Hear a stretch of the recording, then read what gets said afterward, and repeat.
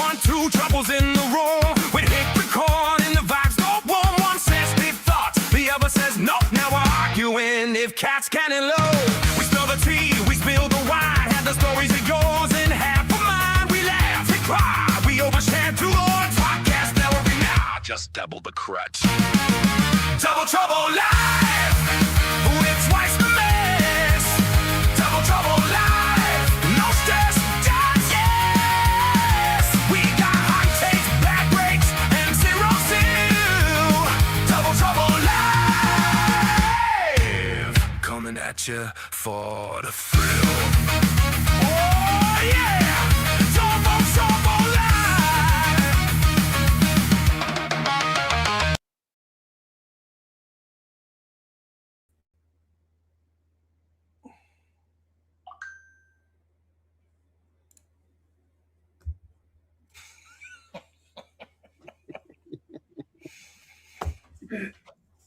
Never fails. I did that on purpose. Go I know ahead. you did. What do we got? You're running point today, my man. Yeah, I was running points, so I click him into the room, and then he clicks himself out of the room, of course. Welcome, everyone. Double Trouble Live, Saturday edition. Oaklawn and Santa Anita. Interesting card, Frank. What do you think? The Good, the Rad, and the Studley. I tried to make a Mexican standoff with the three horses, based on the old spaghetti western with Clint Eastwood. And I couldn't get AI to have journalism pointing his gun at sovereignty. I did it like 30 times. So I just decided to add our friend Mark Gelding in the background there. Hard at work as usual there, Kieran. Yep, drinking his 12-pack of beer, it looks like. First of all, I am just stoked for this race. I mean, when is the last time we saw a star-studded field like this in a regular stakes race during the year? You know, the Oaklawn Handicap, it's $1 million purse, but it's still just a grade 2. Yeah, usually they don't bother going for these races right now, and it's not. I was when you said it, I was like, really? Okay, interesting. Like, and then high caliber horses showed up, right? Yeah, they showed up. That was the thing. Usually, someone backs out, and it's like a one-horse field, and then someone scratches. Yeah, everyone showed up. I expected this morning to wake up and see somebody scratch, because I'm more excited about this race than I've been in a long time. But if you remember the Pacific Classic at Del Mar over the summer, we had Nisos, Fierceness, and Journalism all lined up. And I thought that was going to be an awesome race. And then to your point, you wake up the next morning and it's like, oop, Nisos is scratched. Not today, though. It's going to be awesome. No. But yeah, this is a tough sequence. Really tough. Yeah, I mean, we're almost about to go off with this race. I'm looking right now. They're loading. So I guess Yeah, we could let's take a break, regroup. We want to respect the races, and we'll come back right after race 9, and we'll get down to business. Sounds like a plan.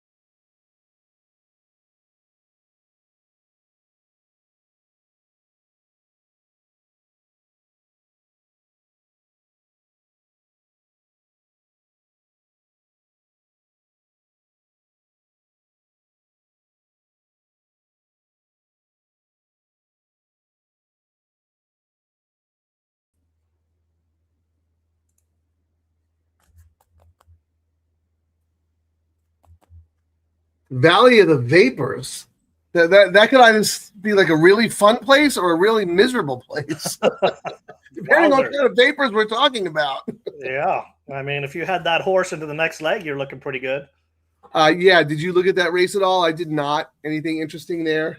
I did not look at the race, but I was peeking at the probables into the next leg, and it seems it's a 2-horse race. The 1, which duh, and the 5 were the only 2 taking money across the board. Everything else was like no shot. I think it's a little more equally matched than that. I mean, I think I like the 1 a lot more than the 5. But it looks like Steve-O's in the waiting room. I don't know if he's ready to hop on, but you want to bring him on so we could talk turkey? Yeah, I mean, it sucked. That race had a lot of scratches, which is what messed everything up. Yeah.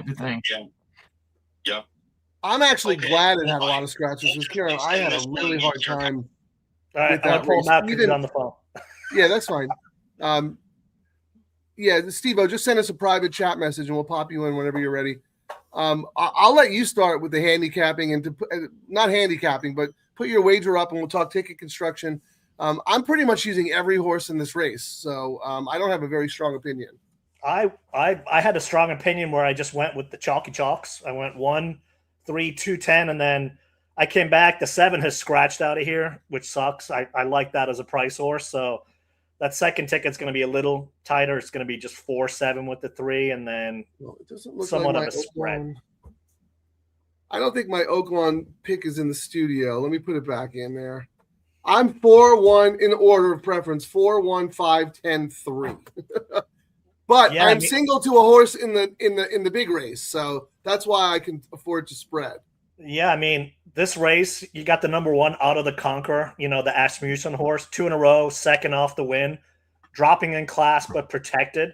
And Asmussen is 5 of 9 on this move for a huge ROI. And that's what I like to look at sometimes on these moves. They're not profitable. This dude is profitable when he does this, but like you, Frank, the 4 was my second choice. How do you not bet a Miller right now? We've talked about how cold he was for months, and that dude is finally heating up everywhere. He's already been kind of on fire at Oaklawn and elsewhere, but we're starting to see his horses wake up at Santa Anita too. So he's a guy you can't toss anymore. Not an auto toss anymore. Even on turf. Point, he was solid. He was solid at Oaklawn and continues to be. But the fact that he won 2 races yesterday to start the Hollywood meet when he was pretty much unbettable for 3.5 months during the Classic meet, that is very telling. We know that horse from Southern California. That's a good old hard knocker. I mean, I think that horse has a huge shot.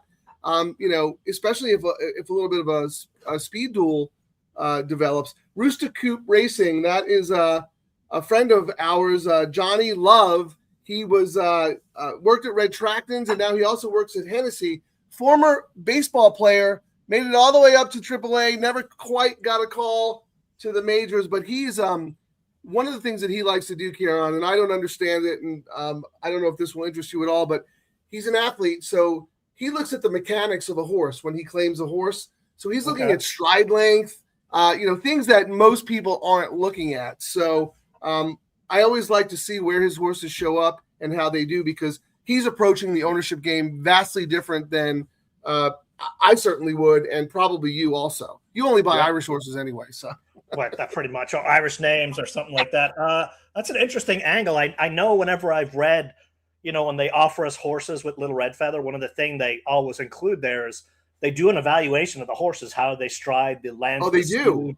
Yeah, they do all that sort of stuff. So that is a little angle that that a lot of people do look at that we don't see on the actual handicapping side. But yeah, they send out all that information for us. I mean, it's probably all athletes, right? So I mean, it's like evaluating a player on another team that you're looking to trade for or pick up in free agency. It's really no different. To me, every horse looks pretty much the same, but that's okay. Yeah, I mean, I've only seen it for like the debut horses, and also for all we know, it's just more marketing material, more fluff for you to read, more Frankish, more words. I never hear it outside of that. So that might be his, niche. I mean, as they say, it's a game of finding little niches that you can make money on. So, yeah, you are absolutely using that horse. You're also using the 5 and the 7. I'm using 1, 2, 3. I'm using 5 horses. I am not using the 7. Do I need to use the 7? Oh, okay. bunch of scratches. The two's Oh, right. gone. This is, yeah, Kieran doesn't like to update his scratches. Well, Okay. I had to update it, but then you deleted it off, and then I copied the old post. So I did. That's true. I went on a purge in the studio. But so real quick, who are the horses that you are using? I'm using write it down. 145 right now. So you're a 145. Let me just put my ticket up real quick, and then we'll go to the big race, the middle leg. I cannot make heads or tails of this race. 4, 1, 5. See, I have the Peter Miller horse on top. 4, 1, 5, 10, 3. So let's hope it's either one of the 1, 4, or 5, and we both get out of there. 4, 1, 5, 10, 3. In the middle leg, I'm taking a stand. I mean, everyone, look, I love sovereignty. I love journalism.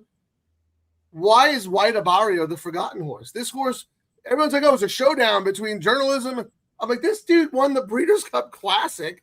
He won the Pegasus World Cup last year, ran second this year to his stablemate. This horse has done absolutely nothing wrong, and he's an older horse with experience. And I went back because I know you're a trainer guy. Safi Joseph is lethal at Oaklawn. I ran in Formulator some stats on him over the last 5 years, and I have him at like 32%, which is phenomenal. So I'm all about sovereignty, but I do have backup tickets, in and out of that race as well, just in case, who knows what's going to happen. You're taking a stand with the one in the first leg, so you can afford to do that. I'm spreading. I'm going to take a stand with White Abarrio. But yeah, I mean, sovereignty or journalism could absolutely beat me. But I know we called it, this isn't a handicapping show, right? It's a gambling show. But I think this race merits handicapping consideration. Why that horse over the other ones who, are all, I mean, I think sovereignty is a monster, but are you worried he might be a little short, might be pointing to something else? I mean, when I was looking at it, they came here for a reason, so I don't think the horse is short or trying to get a race in. None of these horses, the fact that none of them scratched out, it's $1 million race. They're there to run. But like you said, White Abarrio's in here. Journalism's, hasn't raced since last July, first race since November. But why would they travel all the way out here? It's an attractive purse. This is a long way to travel just for a paid workout. They're here to get the money. And we got our Oaklawn guy here. Steve, what do you think? Yeah, hey, welcome. Well, hey guys, good to see you guys. Thanks for joining. Thanks for having me on. I'm acting like you guys are on my show. Hey, that's okay, man. Take over. Yeah. Well, what I was going to say, Karen, you have the exact 3 horses that I have in the first leg. I love the 1, 4, and 5. Gold Sweep. Gets in a little lighter. The 4 is an unknown, might be able to pick up a few pieces. And I think the 1, I have to go back and look. Wasn't that the Asmussen waiver claimer second off, did lay off, protected and everything else. So that was one that I liked as well. So the 1, 4, and 5 for me in the first leg, I'm all about that. And then, one second, Frank, before you move on, because I just want to have a point about that race, because Kieran, how we always talk about conditions. We see a lot of starter allowance conditions in California, and they're all pretty much similar. I've never seen one like this before. This is for horses who have started for a claiming price of $40K or less. That makes sense. Or broke their maiden in a state bred race and have not won 2 races. We usually see 2 of those 3 conditions. We don't see that state bred qualifier. I thought that was very interesting. So if you win a Calbred, if you win an Archie maiden special weight, you're eligible for this starter without having ever to run for a tag. I just thought that was really, really an interesting way to write that condition. But anyway, sorry, Steve-O.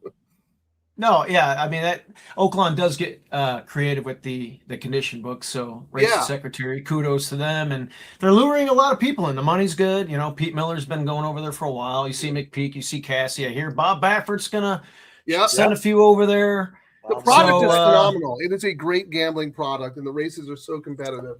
Yeah, this one's getting second. Well, it had blink the 4. Now see through it had blinkers a while back, way back, and then it didn't. And then they put the hood on last time in that stake, that overnight, and so it's getting another look with the blinkers again for a reminder. Pete Miller, good horseman, a little bit cold on the board right now, but we'll see. Gold Sweep is one that I like, just based off of the recent form. Tejano Twist has been a staple over there, and we touched on the 1. You know, Frank, you talked about the Oaklawn handicap a little bit. By the way, how is this not a grade 1? Well, I'm shocked. It's $1 million purse. It's a good race every year. and the purse I is, don't know, but it will be a grade 1 after this, I'm sure. I mean, the I mean, purse one- money is great, and they've used that, and it's. I mean, the field still has a decent. I mean, they use that excuse to strip all the California races. You know, it's not enough money. It's not enough runners, just so they can send them to Kentucky. A This should grade be 2 in California is absolutely worth 200,000. Yeah. I don't know where it is in New York or anywhere else. I'm sure it's a lot more, but 1.2 million for a grade 2. This is phenomenal. So yeah, of course you're going to lure the best handicap horses in the country because the money's so good, right? Yeah, the money's great. $1.25 million. And Frank, you touched on the White Abarrio. I'm in your camp. This is the Rodney Dangerfield horse No respect. of the field. Wins the Breeders' Cup Classic. By the way, comes off that layoff in the Pegasus Cup. Stablemate beat him. Did you see the trip in there? Wide first turn, wide, makes a big wide sweeping move. Huge got the move lead, around the turn while wide. Yeah. got a little tired and got caught. Ran By a a friggin' horse. winning race. You know, you look like you might even be controlling speed potentially in here. There's not a lot of zip in here. And by the way, Sovereignty, we haven't seen, you know, that one since the Travers. Never ran against older. I mean, not to say it won't beat older. But you never obviously, but know, right? It's got to come I off the would layoff say- and show us. If you told me, you know, I could pick 2 horses in this race, I would absolutely go Sovereignty, and White Abarrio would be my second choice over Yeah, Journalism. I'm with you. Okay. I like Journalism third best. I think Journalism is a terrific horse, but I mean, how is Journalism going to beat Sovereignty? I mean, Sovereignty's handled the horse easily before. But anyway, Yeah, twice before. I mean, you're at 9 furlongs. Is that what you're hoping for? I think the 9 furlongs helps White Abarrio. it helps him the most. Absolutely, yes. Yeah, I think so. And then, you know, I'm hearing rumblings about Publisher. I mean, come on. I don't know. I'm not. Yeah, you're in good form. You won a maiden special weight. You won a restricted stake against Echo again, but this is a different ball game. You know, Liberal Arts is kind of interesting, way underneath potentially, but Yeah. I like White Abarrio today. I'm hoping. And by the way, you know, Safi Joseph sent Skippy to the Essex and sends White Abarrio here. Right. So, What does that tell you, right? And Skippy you know, just come beat on. White Abarrio. White Abarrio Yeah. is a better horse than Skippy. Well, Skippy's on the- awesome, and Skippy got the right trip. We Yep. talked about White Abarrio wide the whole time, probably moved a little too early, got tired. You're Yeah. right. That is a vote of confidence by one of the, arguably one of the top 5 trainers in the country, right? Right. And I don't know if So- you heard, but I looked up his stats because I know he kills it in Florida. I wasn't sure if he shipped to Oaklawn, how he did. He's like 35%. 38%. Like he's terrific. Whatever it is. Yeah. Well, the So for I, betting right now, the one into Sovereignty is $4. The one into the 5 Journalism is 11. The one into the 1 is $9. That's the only combination where the 1 is lower than the other 2 in the next leg. The 5 into the 1 is 15. The 5 into the 3 is 8. The 5 into the 5 is 10. And even with all the other horses, so the favorite let me ask you, combination since as the you're second choice is 1 in the next leg. Yeah, I'm sorry to cut you off because I like to ask you this because you're very good at pricing up horses. Who do you think will go? I mean, I think Sovereignty goes favorite. I think we can all agree on that, right? The horse's numbers are just too good. He's a beast. Who do you think should be second choice? I mean, I would have pegged White Abarrio as second choice, honestly. I thought the morning line was crazy. I think they just did the Sovereignty and Journalism match race and totally forgot that this horse is in there. And when the money comes in, he'll be the second choice. And I think he'll be the one who's 5-2. I mean, probably 3-5, 4-5 on Sovereignty, but I think White Abarrio will be second choice. Okay, yeah. You're usually pretty good about that stuff, so that's why I was just curious. Why don't we talk about the last leg, and we'll have everybody's tickets up there, and then we'll come back and we'll start looking at the tote and get a little more serious about real-time info. I thought the last race was difficult too. Yeah, I mean, I ended up spreading around. I'm going 2, 10, 3, 5, 6. And even then, I mean, I have all of them but the 5. yeah, I mean, Oh my God. Wait, say those numbers again. 210, 356. And oh my God. Okay. Okay. Oh no. Okay. You got it. You got it. the race, the favorite wins 32% of the time, but prices win 33% of the time. And when you read the conditions, it's a race where these horses don't like to win a lot. So, they kind of beat up on each other, which one's actually going to show up and have the magic hay, So that's why I thought you could take a stand on a ticket, but I'm spreading on tickets as well in here. I mean, obviously the Asmussen horse is going to be the favorite, Serafia, but then, drops from a bunch of stakes races. How about you come up with my 10 long shot? I thought I was being a wise guy. That horse is 20 to 1 on the line, right? No, 10 is 4 to 1. Oh, I'm thinking of the other race. Sorry. Yep. Okay. So those are my top two, but I have 10 too. Yeah, I kind of went back and forth, and I mean the 10 has won 2 back, ran second last, sharp work. The jockey and trainer, they're always at the wire. It's just which horse is going to show up. But I like the price in here. I liked Me Woman. Cedillo hops on. That's the one I don't have. One here last month at the distance. So I thought, it meets my long shot criteria where I'm trying to get a price. And the 6, Carrie's Kiss, I reluctantly threw in, but because the trainer's ice cold, but has the top speed you could find reasons for every horse in here, and I kind of had to make a stand, but I was able to, because I'm light in one leg, I can spread a little in this one. But even then, with the number of horses I have, I'm like, it might be a sweat or it might chalk out. Right. I might have to end up pivoting with your 5 in the late double. I don't want to throw that horse into my pick 3.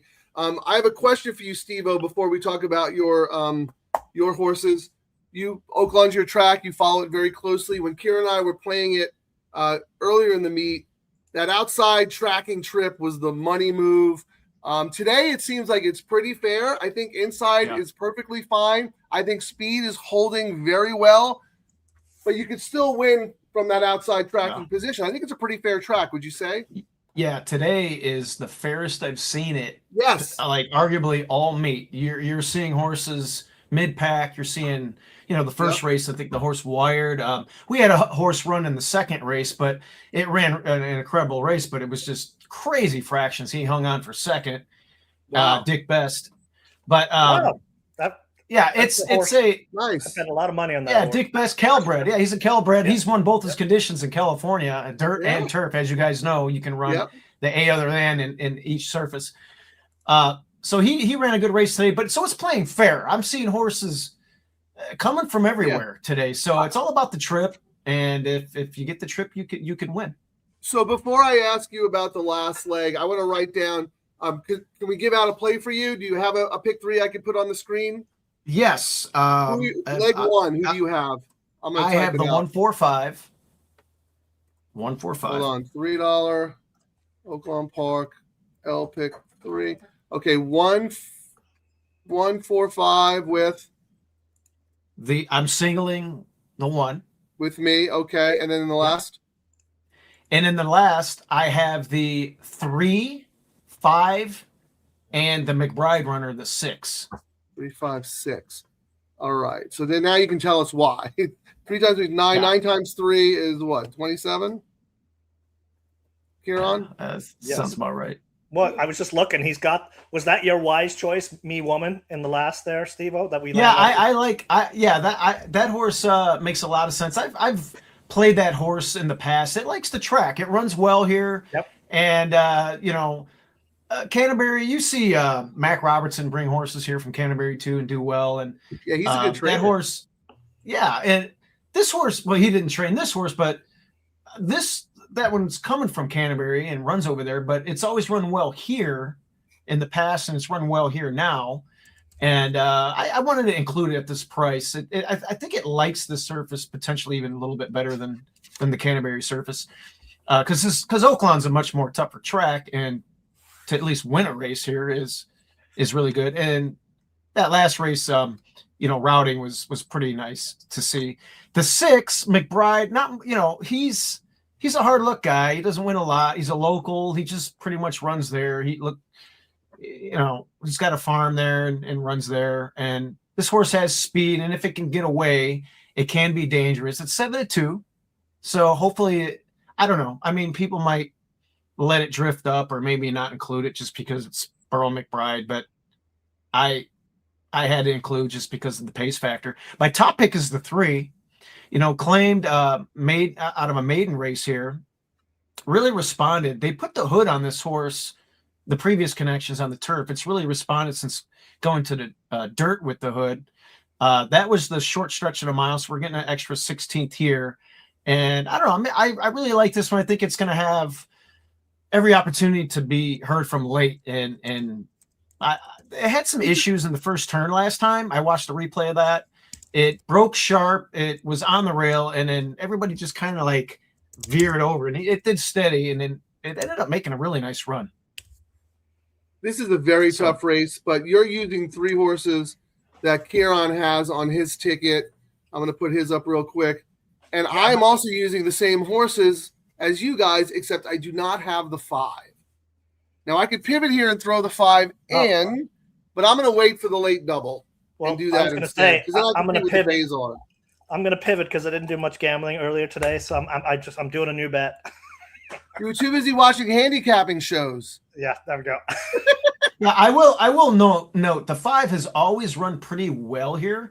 The really bad race, I have a note. It was on the Rebel card, February 23rd of last year, and that was just a lightning quick speed favoring track, and it just trailed throughout that day. So I kind of drew a line through that. It was a stake race too. It was some type of a restricted stake.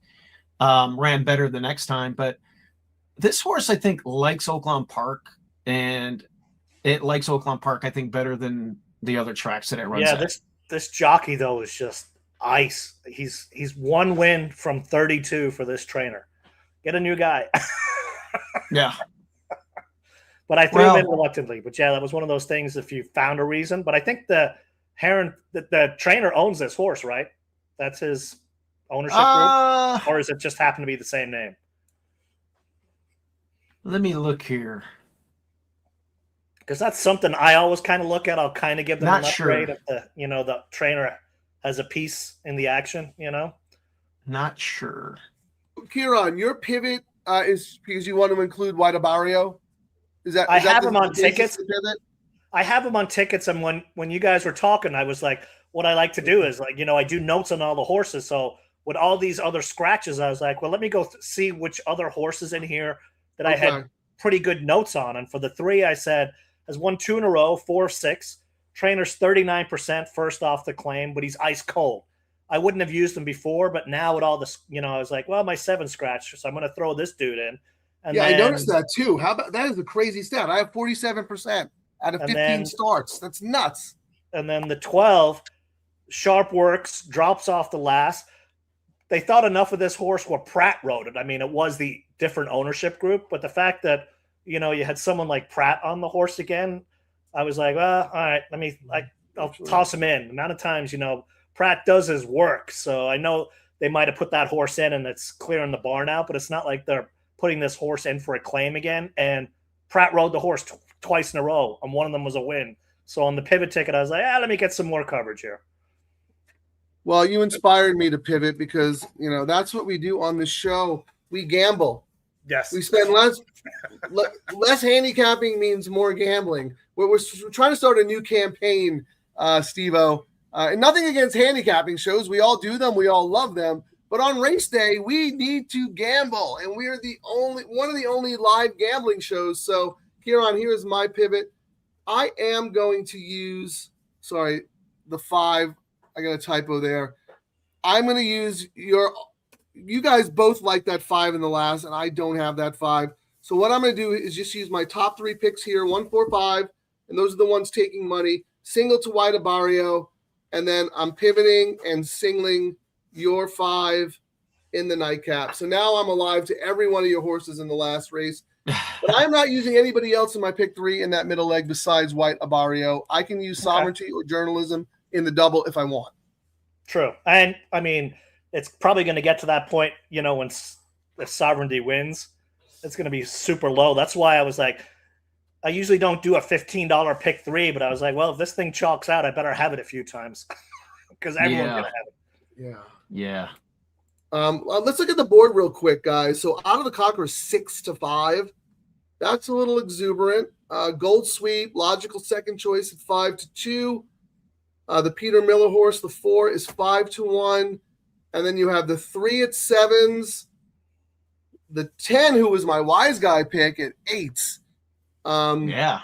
Little money on that one. Yeah, I think that horse could potentially, make the lead, and they don't believe in him, so they don't press him, and maybe hangs on for a win. Probably more for underneath, but like I said, I mean, this is such a weird condition for me, and it's hard for me to separate a lot of these horses because they all kind of run the same number. They all kind of have a similar style.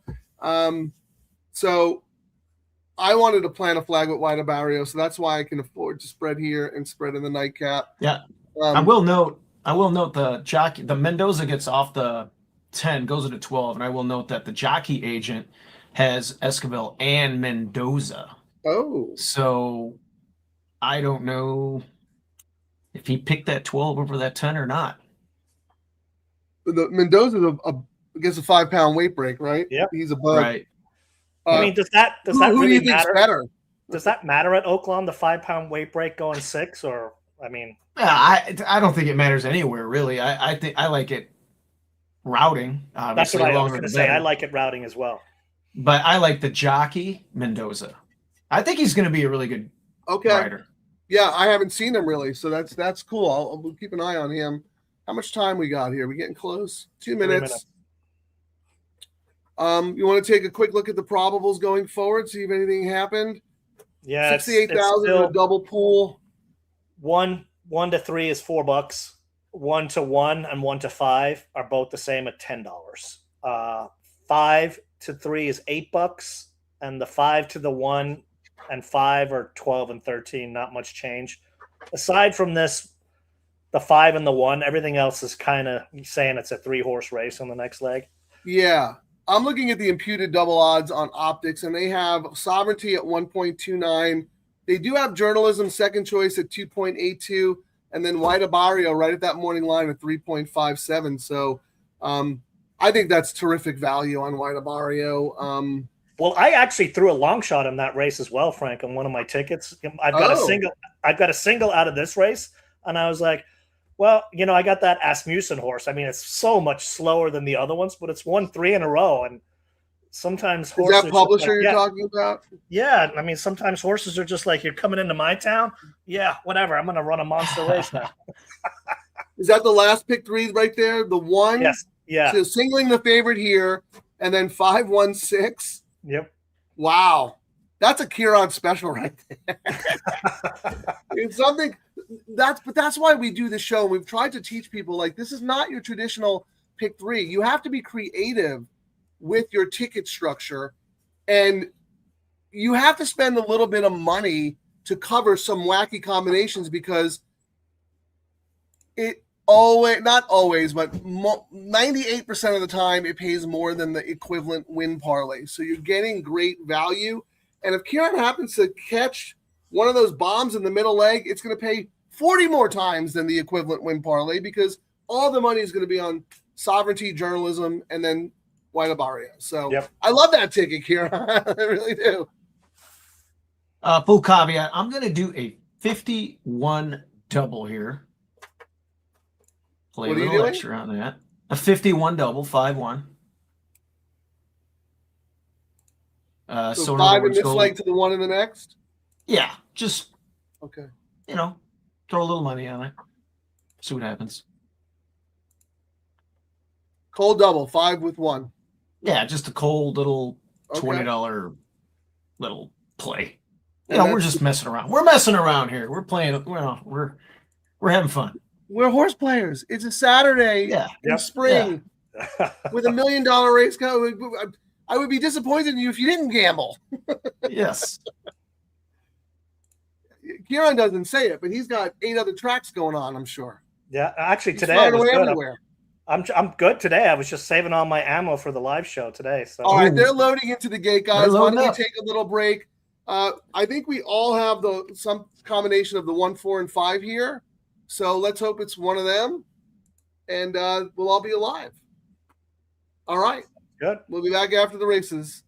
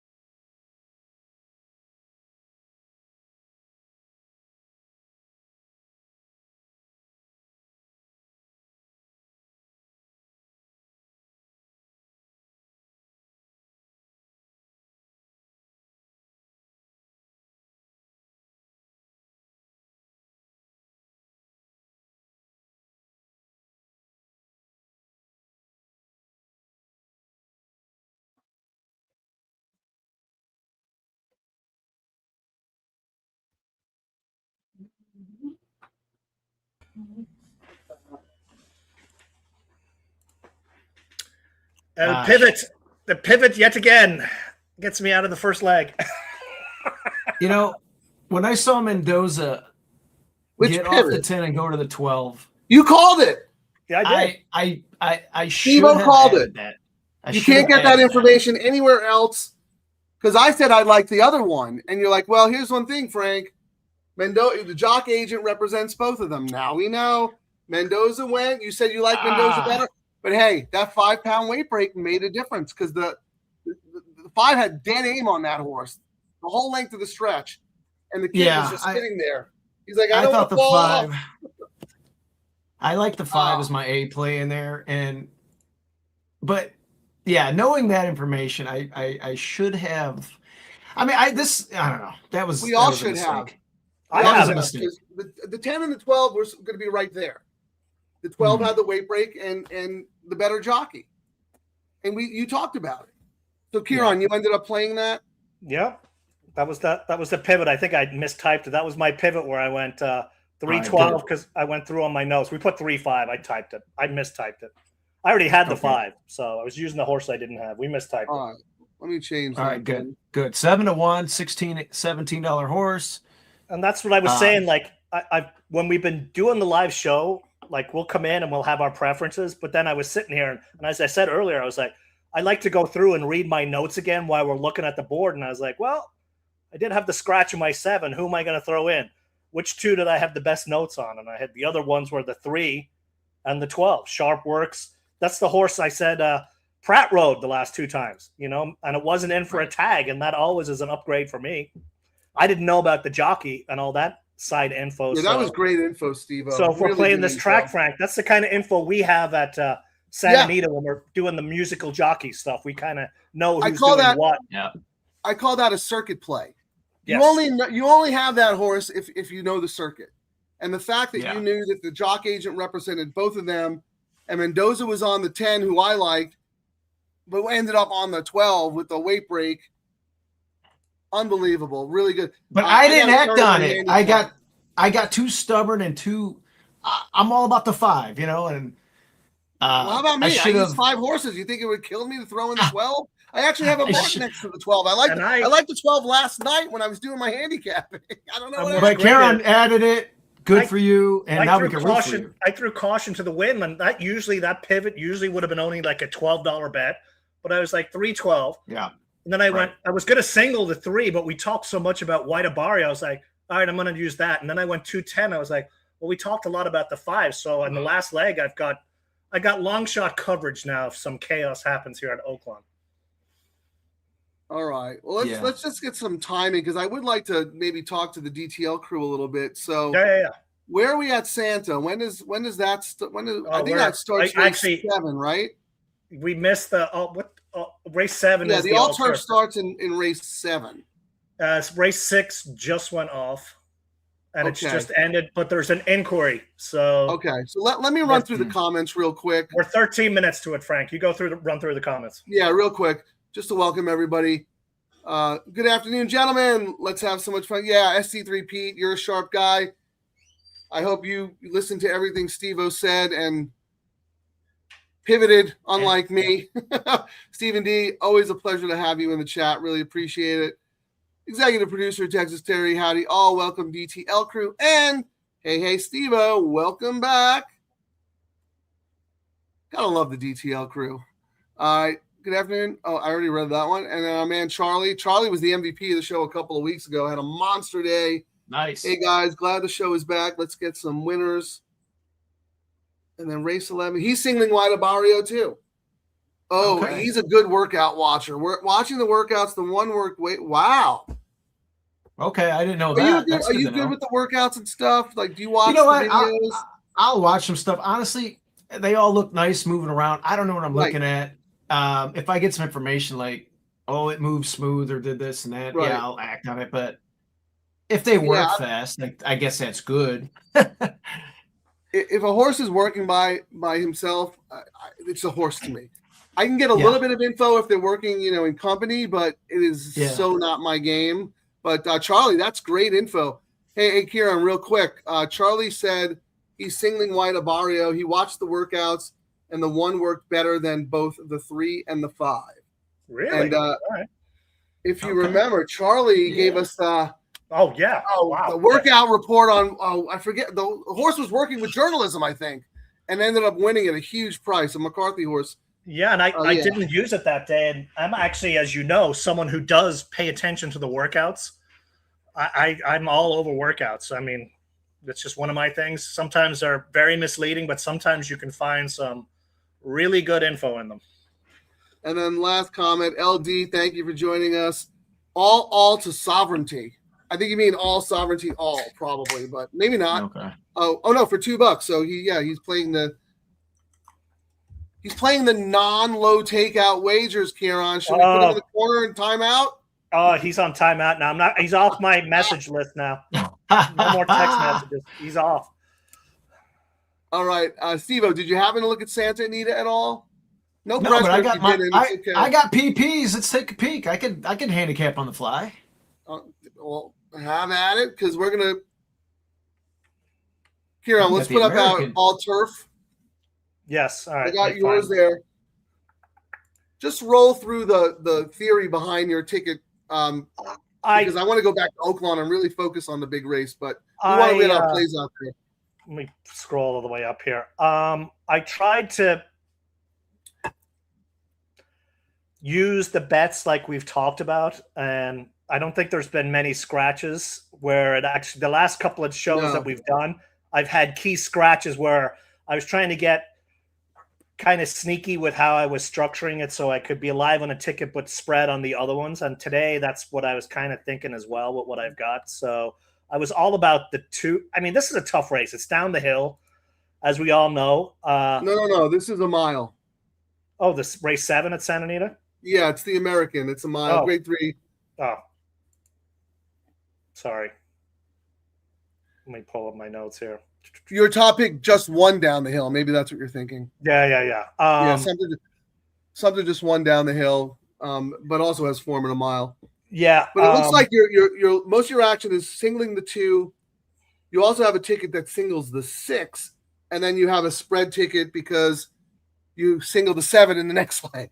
Yeah, and the bottom one, if you can see there, it was the 6 SEAL team was like kind of a maybe one, but I love SEAL team. Then I had one of my one of the Godfather really likes the 6, and he was like, just look at the last race replay, and that was before, that was after I'd written this was going to be a live show watch, and the fact that, and then I read that you liked the 6 as well, and I was like, all right, so this maybe ticket now has become I'm going to spend a little bit of money on it. It was one of those things, and I guess we can look and see what the will pays on here. I mean, we got a 9-2, 5-2, 6-1, 4-1, 4-1, 4-1. What does that tell you about this race? Wow. That tells me that if King of Gosford was ready to win, he'd be a lot shorter. Yes. Right. So that makes me feel like maybe I don't have to use him as much. I mean, but if you look at me, Kieran, I am all about the 2 and the 6, but I do have a backup ticket that includes my B's, the 2 D'Amatos, the 3 and the 5. But I'm with you. I think this is Mandela's race. You have anything to add, Steve, or should we come back to you because we can go to the next leg? Well, I mean, you really can't deny King of Gosford's, Santa Anita form. So I'm anxious to see what happens there. It is 5-2 live now from 7-2, so I wouldn't say it's like a crazy. Yeah, but if you look at the will pays. Oh, you're looking at the doubles and stuff, and 5 is hammered. 5 is okay. Yeah, I mean, and we look at the pick 3 here. Pick 3, 5 is 255. The 3 is 274. The 2 is 296. I got you. Yeah, it's closer there, but the double is significant, 88 to 160. Yeah, and let me see who won the last leg. Well, you know what, Frank? The last leg, a crazy price won. The 3 beat the. It was 3 was 19 to 1 in the last leg. Are these guys trying to come back and cover the mistake that they didn't have? That's a good point. Maybe it's not as accurate as it should be if a shorter price horse had won. This might be them, oh crap, we lost a lot of money. Our rebate's not going to cover it. But look at the exactly. Well, what Look is at the Mike? pick What four, is though. The Mike five Smith is going favored to at do? the pick 4 as well. You guys, what is Mike Smith going to do? Is he like, you do have a pace play in here. I mean, if you look at Captain Chuchis. That's my long shot. Yeah, I know. It's That's Kieran's friend. Yes. It's an interesting play here. The horse wins. It's going to get the lead again unless, Mike wants to go nuts with that one early, I would imagine. I mean, I have bet against that horse every start 4 times in a row, and that horse has laughed in my face to the point where I went on X and I found Papa Padromo's X feed, and I said, I give up. You win. Yeah. What an amazing training job he's done with that horse. And if you watch the last race, he is all heart. He should have gotten beaten that race, and he refused to lose. I just think these are classier horses. Yeah, but the waters are much deeper. The waters are deep, and we're going to need a life jacket to get across that line at the end. But pace play, if you like pace, I mean, the 5 is going to be kicking way late. Got a real potential lone leader in that's giving up a lot of class, and then you got, like I mentioned, the 3 with the horse for course angle, and then Bill has just been very. I mean, we say it's ice cold, but he's been very unfortunate. He's running late for second a lot. Second and third. Like, look, he's won 18 races, or 118 races, 18 firsts, 17 seconds, 18 thirds. He's in the money 60%, but it's been always like someone's just always better each race, or something happens and the horse gets blocked. He's been very unlucky, and so maybe something happens here again, or this horse really does clear him. I want to add the 3 and the 4, and if you guys can give me a couple other horses. 3. No, Jaramillo. You can work your handicap, because I have a question for Kieran. Can you read me your notes on Genius Jimmy? 7. Genius Jimmy, JJ from McCarthy, always around the line, underneath horse. But that horse is 9-2. Yeah, but it's just doesn't open seem like short. Everyone they're covering it. They're covering across the board. I think they lost some money and they're trying to get out of this leg. Maybe, maybe they're spreading the market so that they can. I'm looking at the pick 6 started what 1, 2, 3, race 5, right? So that last race 6, probably screwed up a lot of their pick 6 tickets, and people got to consider they think these teams win all the time. No, they just net out at the end of the day, and that maybe the reason we're seeing the spread in here is they want to get out. That's a very good point. I'm going to look at the optics and see what the imputed odds are, because my whole thing was, if Gosford was live, if Gosford was in form and had recency, that horse should be 6-5 in here. So the fact that the horse is lukewarm makes me think that this might just be a prep, because it is only a grade 3, right? This horse is a grade 1 winner. So maybe he needs one. Maybe he just wins on class alone. I don't know. We'll find out. So Frank, I'm looking into the next leg, and the sneaky price horse in here is your number 6 SEAL team. So it's your horse too, Kieran. but I'm saying, it's your horse if he wins. It's my horse if he loses. No, well, right? I mean, I even gave you guys credit. I kind of had as a backup ticket, and because a couple of people I respect like the horse, I'm like, all right, pivot ticket. But into the next leg, Frank, the lowest pays are the 6 into the 5 at 24 and the 6 into the 9 at 18. So even though the 5 is the favorite, the 5 into the 5 is 48. The 5 into the 9 is 36. So there's sneaky, the better money is coming in on the 6 versus the lower price horses. So who is the favorite in the next leg based on those probables? The favorite in the next leg is going to be the 9 and not the 2. That White Mountain, what is it? Okay. I'm singling the 5 there. I mean, I am using the 9 on one ticket, but I'm singling the 5. We'll talk about the late pick 3 after we get through the all turf. Let's talk about that middle leg, and then we'll go through the rest of the races, Steve, and then we'll come back and we'll get yours, okay? Sure. But you chime in anytime you want. Kieran, you're singling the 7 in race 9. in race Oh, wow. 9. Oh, Man, my yes. horse. My whole day is built around that horse. I I'm not mean, using any other horse. our man Jaramillo for Blacker, sharp work, good post, and I thought the closing profile and the outside post just set up Yeah, really and that horse great. has more speed than she's shown, so I think Yes. she's going to get a great trip. We know the outside is where you want to be. That's But- our spot. Caveat: I did have some backups. Mars Magic, Victor for Small Stable has won 2 in a row. That's and the the horse reason I- that screwed us from the rail. Remember? SC3P Yeah, and that's why got it, we didn't. And I upgraded the horse because he won from the hill on the rail, and that's a hard thing to do, and is on a little bit of a winning streak. No shot today. No shot. Maybe not. And then the 9, Tequila and Therapy, the other O'Neill. Yeah. And Edwin has won a couple of races for O'Neill, and we think, where's Hara? Well, he's riding the other horse. And Hara rode the last 3 times on Tequila and Therapy. And when I was going through this race, I didn't have the 7 as a top pick, Frank. But when I got down and saw that Jaramillo hopped off the 9 to go to the 7, I was like, upgrade Jarrah horse and use this, as well. So That's how a I good look. point. Kieran, I agree with you. I agree with your backups. But I don't like the Calbra that beat us last time. Oh, well, and the stats. But for that I'm not race- going to spend a dime on them because I wanted to really plant a flag with Marion Cross. Well, so if you're that gonna horse love- wins, I have to be alive on everything. that you're going to love Otherwise, the stat. I'm then, because wasting the opportunity. you're going to love the stat then because your horse.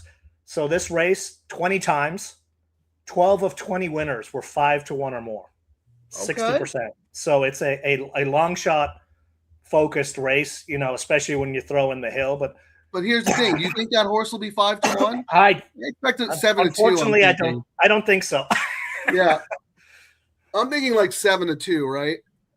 I mean, it depends if our Venezuela viewers are betting on him.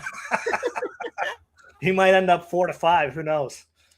All right, and then in the last leg, do you have any standouts? You're spready, but you have one ticket singling the 9. It looks like. Yeah, Bright Eyes Bugle, the Barrio, okay. little red feather. But Phil's stats are just so bad. 8% second time. The sneaky one in there, Frank, if you said I had to tell you a sneaky one, was the number 10 all the way on the outside. That's one of my A's right there. And it's a debut horse. You are there. But the reason is, it seems every time Baffert has 2 horses in a race, Yak Teen on a price beats him. Yes! Baffert's got 2 horses in here. So I was like, this is an automatic upgrade, even though it's a debut horse, because of that weird stat. You nailed it. If this were dirt, I'd go to the bank and unload on this. I'm not sure if the angle will work on turf, but I think this I don't horse is know very either, good turf breeding. And Yak Teen is terrific with first-time starters. So I am with you. Here, let me put mine up real quick, and then we'll see what Steve-O likes. So tight ticket, $6. Single the 5s, single the 7, 3, 9, 10, come back, single the 5, single the 7, then really spready because we don't know what some of those firsters are capable of. And then in this first leg, I am going to spread to get out of it, single the 7, and then 3, 9, 10. If the 7 wins, I should be looking very, very good. If the 7 doesn't win, I'm just going to take my ball and go home and admit the fact that I lost, close to $200 today. That's how it goes. Anything else, Karen, before we see what Steve-O likes? No, I was just looking. We still got we've got 22 minutes to the next at Oaklawn. I was just making sure we weren't like on our last show where we were running out of time with 2 sequences. All right, so. let me look at the board real quick. So right now, Almendaris is the 2-1 favorite, and I think he will go off favorite based on the doubles, the will pays, etc. Gosford second choice 7-2, Sumter 4-1, Seal Team 9-2. Genius Jimmy at 5-1 shocks me. I didn't like that horse at all. Wow. I would take Chuchi's over that horse actually because of what Steve I took Chuchi's over. You actually took I took Chuchi's over, but I don't. That just tells me that they don't know what they're really trying to spread to get out of this. I think you're right. I think they're covering the money, and it's not that they like Genius Jimmy. I think they need to cover their combos. The one I'm the most shocked about is I really thought Sumter would go favorite, so that's the one that I'm. Yeah, we'll have to see if the late money comes in, but yeah. When I did the Chappie and Gino show yesterday, Gino was very lukewarm on Sumter as well, so we had a little disagreement on that. But he did like Seal Beach, so we all like Seal Team. I don't get the non-love for Sumter. The horse has done nothing wrong. He's won twice. He's won the Lure at a mile at Santa Anita. That last race was fantastic. So I'm a little confused by that, but you know, And I mean, we'll this see is what a Steve-O horse has that to say. Are you ready to go through your sequence, Steve-O? Yes. I'm gonna go. I'm gonna take your guys' advice. I'm gonna throw the 3 out. I'm gonna go 2. Hold on one second. SA $3. This is the all turf. Okay, go ahead. Yes, the all turf. I'm gonna go 2, 4, 5. Yep. I like the bookends along with your guys' 7 in the down the hill race. I know the O'Neill runner. I saw that. Maldonado rode that horse before, so I threw the 9 in. The one I like, and then I threw the 7. 179. Yeah, 179. Okay. And in the last leg, I'm going to take a stand. There's a lot of firsters. I like the 9 better than the 3. I thought the 9 had some issues at the break from the rail last time. It was in the number 2 horse, but it was on the rail, and it's second off the layoff. And I'm just hoping to break a little cleaner today. And I like the 9 as a single. Okay. Yep. Well, yeah, it's not a bad single. I mean, that horse. no, The problem is that horse is not going to be 5-1, right? no, that horse. No. I actually, even in that big race, the interesting thing, that's another race as well, Frank. 23 times, 12 of the times, price horses, and over 10-1 were 25% of the time. So my notes were, if the favorite doesn't win, chaos. Yeah, I mean, Chaos. So Kieran, real quick in that race. I know you mentioned the first time starter fan base. I thought the 8 Conquer We Must, another firster, had a little bit of a look.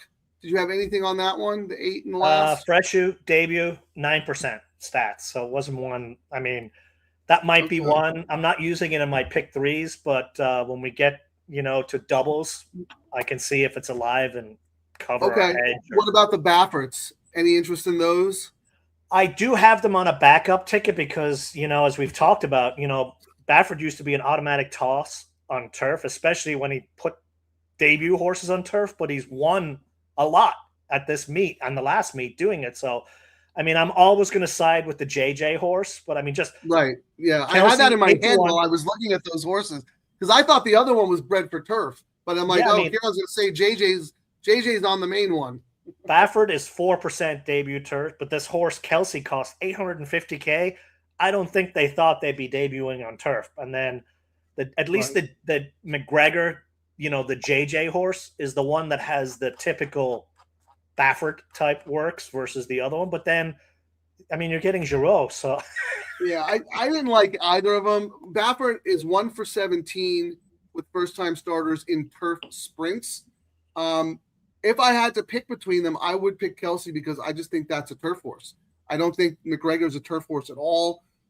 Any comment on those horses in the nightcap there, Steve? I know you're planting a flag with the 9, but any of the firsters worry you there? Gosh, it's just, you can look at breeding and what these guys are doing. Like, Baffert, I'm not a big Baffert guy on turf.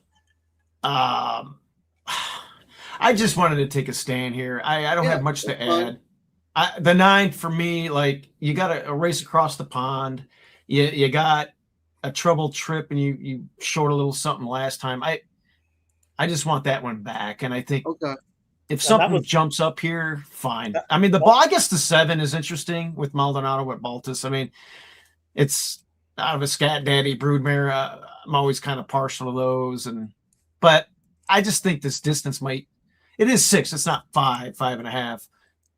I like those routing better, but I don't know. Kieran, I have a question for you, but real quick. Good job, Dan. You and Kieran are both alive in Oaklawn. That was his C ticket. He had the 12, and then he's got the 135 and the 26. Good. We'll come back. Greetings from Caracas. Aramillo. Yes. Tell all the Venezuelans who watched us on the Santa Anita channel to join us on our YouTube channel, really, because we're going to do a lot of shows that aren't going to be streamed on Santa Anita. So if you want all the latest Jaramillo news, you gotta join us. So please, we welcome you. We'd love to have you. Kieran. I was going to say one more note. I was going to say one more note on that little red feather horse at the end. Okay. I was so close to buying into that horse. You have no idea. I had to stop myself because the way the debut horse for that horse at Dundalk so reminded me of Gold Phoenix, a closing second. I was like, I came so close, and that debut race was just, if things could go wrong, they could go wrong.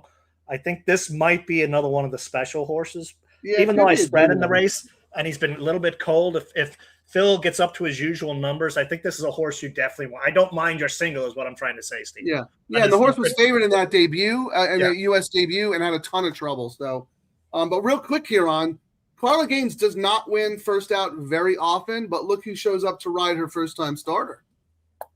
Yeah. Anything? Uh, Can't use them all. I do have that on my ticket. Hereford for Carla, debut with Sharks works, and Jaramillo has already won on a long shot for Gaines already. So I think he's ridden twice for her. Let me look and see right now. And while you're looking that up, He's one of three. He's one of three for her, Frank, and one of them was a price. So that's why I was like, all right, well, don't discount the red hot jockey, especially in the last race right now. Yeah, I just thought that was interesting. I think the works are pretty good. She doesn't win first out, so you have to take a stand somewhere. And I know Steve-O's mentioned the 3 Diaghilev as a horse that he wanted to beat with the 9. I have that horse as one of my A's along with the 9. Kieran, what's your notes on that one, the 3? Always at the line, but rarely wins. Okay. So I think that horse is going to run big today. It was gelded at the end of last year. Mandela's very patient, right? 65 buyers, Yeah, 69. I'm not a buyer guy, but I like to see progression like that.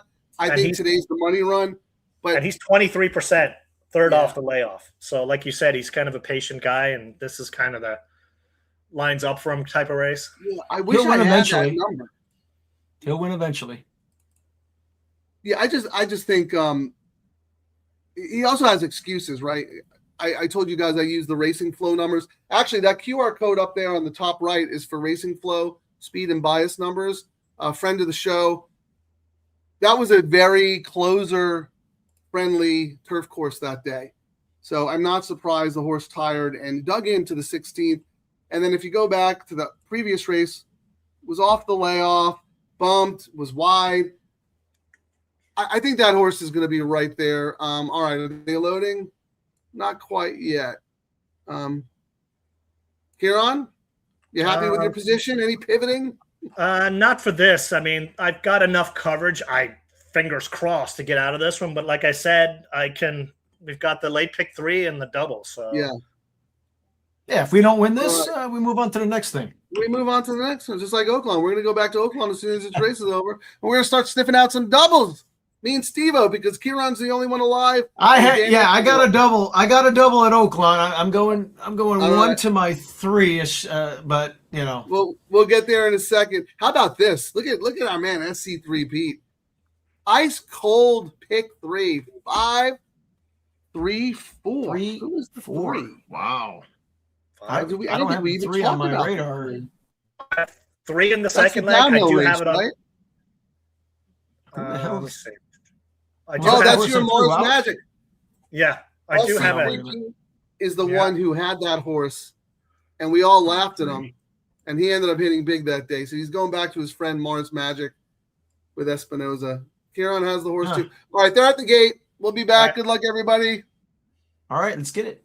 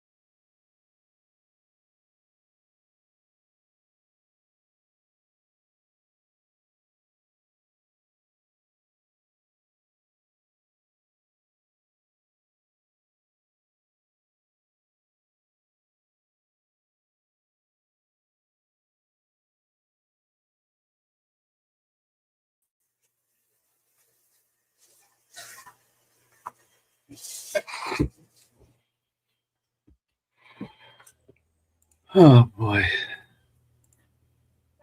Man, Well, I I thought guess we Genius could've Jimmy sealed was it. going to steal it.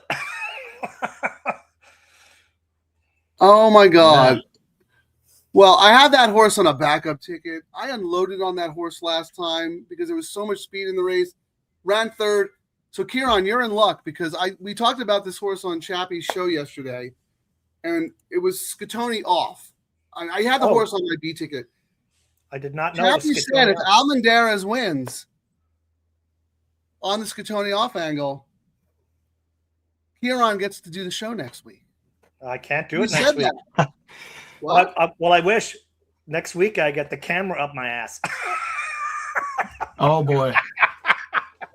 Colonoscopy. Yep. You're supposed to keep your relationship with Mark Gelding on the DL, man. We don't want to hear about poppers and cameras and. Oh, Hey, it's called The double Irish trouble. are not known for tying their tongue. don't you guys just drink Guinness and then let them go in there? Yeah, that's pretty much it. Yes. Oh, you're done already.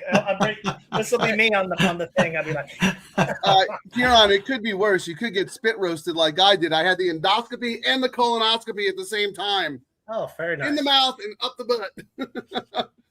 Well, And you I guys woke were up right in the about middle of you guys were right about Gosford. It made a nice move. It flattened. It needed the race, Yeah. so threw that one out.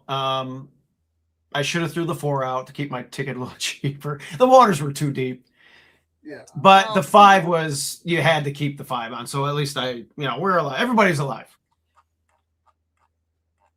I mean, Almendarez, that's 0 for 7 at Santa Anita, but that was a nice closing trip, and it looks like Well, the money showed up too. Like all of a sudden, this horse gets Yeah. hammered. But You the know, other thing, I mean, like. the other thing I'm going to take out of this for tomorrow's show as well, Frank, is this track you can close very well on this turf track right now. Yeah, the so. rails are down, so yeah. Yep. So yeah, I'm alive on that middle one, right? 2-6-3-5, but I'm not in bad shape. My single to the 7 and then spread. And I'm the same. I'm But the 2 single or to the the 6 set. would have been better. I'd be alive on everything. Yeah, well, at least let's for put me, yours I'm up. single. I'm single to your 7, but then I've got 5 horses in the. Oh, well, one of them scratched. I got 4 horses in the last leg. Yeah, Hey, our so guy do I. Pete. Our guy Pete is alive too with that straight. That boom, boom, boom. If Mars Magic wins for him again, man, he's gonna be I'm gonna take a week off and he's gonna do the show with you guys because I mean that'd be just genius handicapping. So Kieran, you're alive 7, 9, 6, 2, 10, 1. I just want to see the horses, and I have in that race I'm alive 3, 9, 10, 8, 2. So we have some different horses, don't we? Mhm. I got 1, 7, 9. Yeah, let me put yours up too, Steve-O. So this is yours. I threw that blacker in there. Oh, that's Oaklawn. that this one, Oaklawn. right? Oh crap! We got 5 minutes. We should probably Yeah. pivot if we're going to do doubles. Yes, we at Oak- should. Absolutely. We got lots of time. We got to head That's back why over I to don't like to Oaklawn. multitask, but thank you, Kieran, for keeping us on point. So what do we got at Oaklawn? We got 3 to 5, 2 to 1, 3 to 1. I guess that's about right. We were thinking a little bit more money on the 1, as I Yeah, say so- at 5 to 2. The 3 into the last leg. It looks like wow. The lowest price into the last leg on the $5 double is $25 to the 2. So you're actually, I thought it would have been a lot low, even though it's the $5. I guess it is $5 is what it's paying, but still, sometimes you've seen that come out at like 13, 14 bucks. Do you have the probables, Kieran? Let's look at some probables. All right. So right now, I would like the 1 to the 1 to the 1.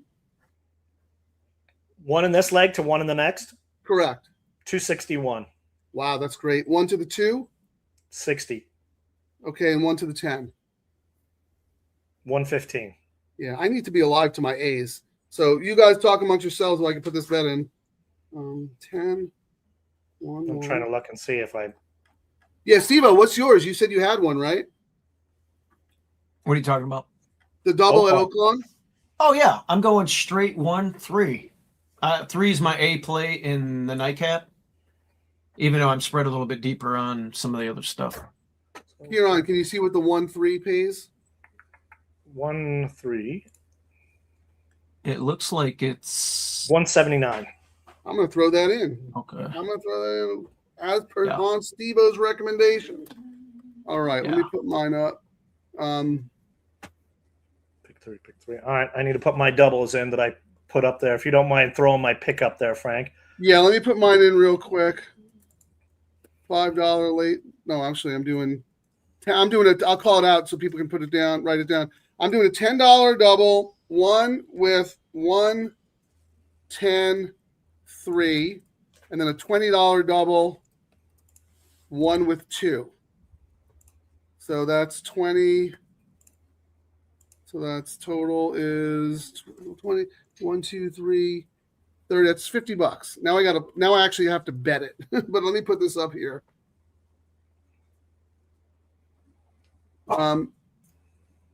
Kieran, do you mind putting Steve-O's up while I bet mine, and then we'll do yours?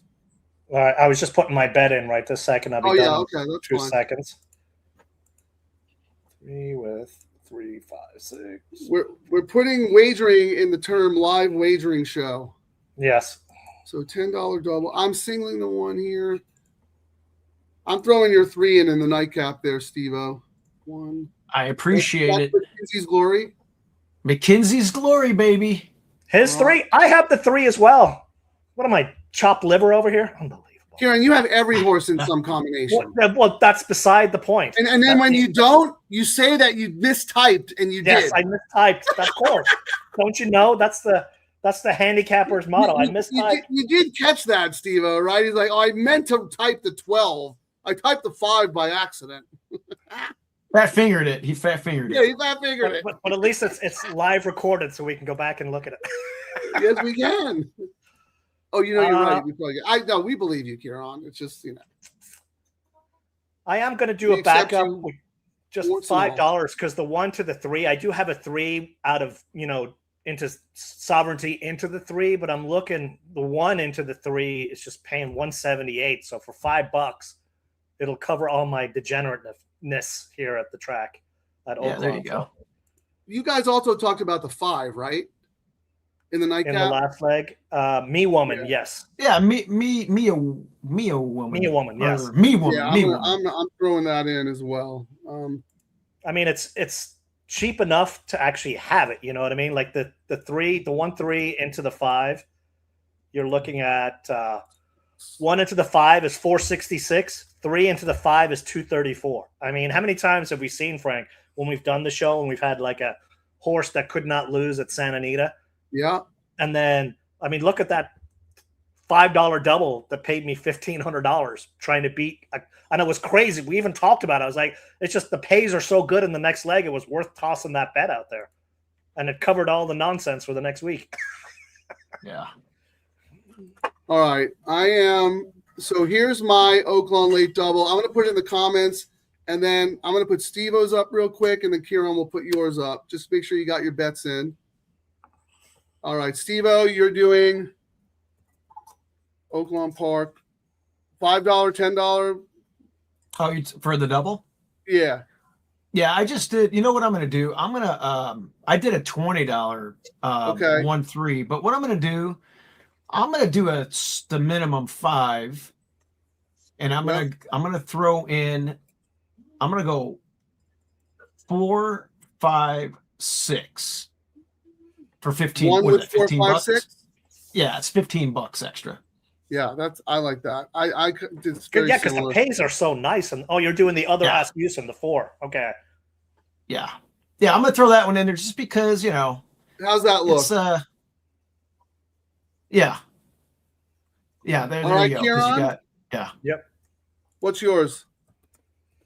No, let me find my banner here. well, technically that's what you have 1/4. Technically it's $15.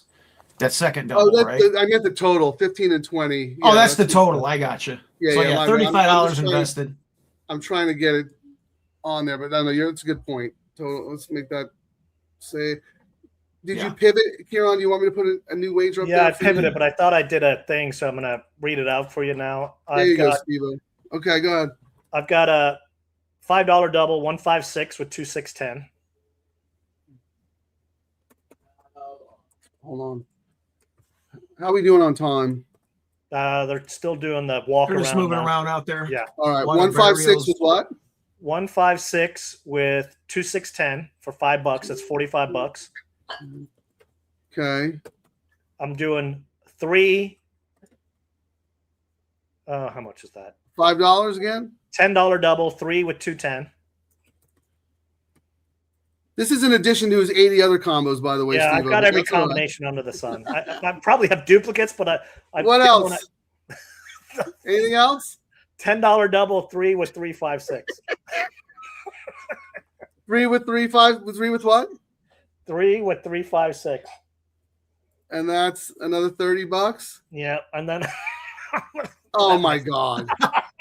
It's Monopoly money. Just no, it's real money. I'm reading Yeah, that. he's I betting know. from the I know. community that I'm we just- built up. And then he's like, oh, Frank, we're out of money. Oh, really? Okay. I'll stop. I won't do any more. as I 95, right? What's that? Total 95? It's probably more than that with some of the other ones. I just gave up Well, telling my no, other bets. 45, 65, and 30. Yeah, I'm just going to put this one on. you guys, as I look at White Abarrio out there, and I know he's 7, and I'm thinking to myself, man, Dave Portnoy should make an offer for that horse because he loves Grace. And then I'm looking at the horse. It's 7. It's got its nuts. It's not gelded. No, that's What's the a full crazy. horse? I'm didn't shocked realize at that. that. A 7-year-old horse that is a You sure Breeders' he Cup still has Classic winner. It says Oh, full It says horse. horse, yeah. yeah. Wow, you would have thought they would have sent this horse to the barn. A $7 million earner. isn't that The something? breeding must be horrendous, right? The sire was 5,000, but it's tapping. Yeah. Race day, race but it's day, out of it into It's mischief. tapping. And into mischief's on the bottom.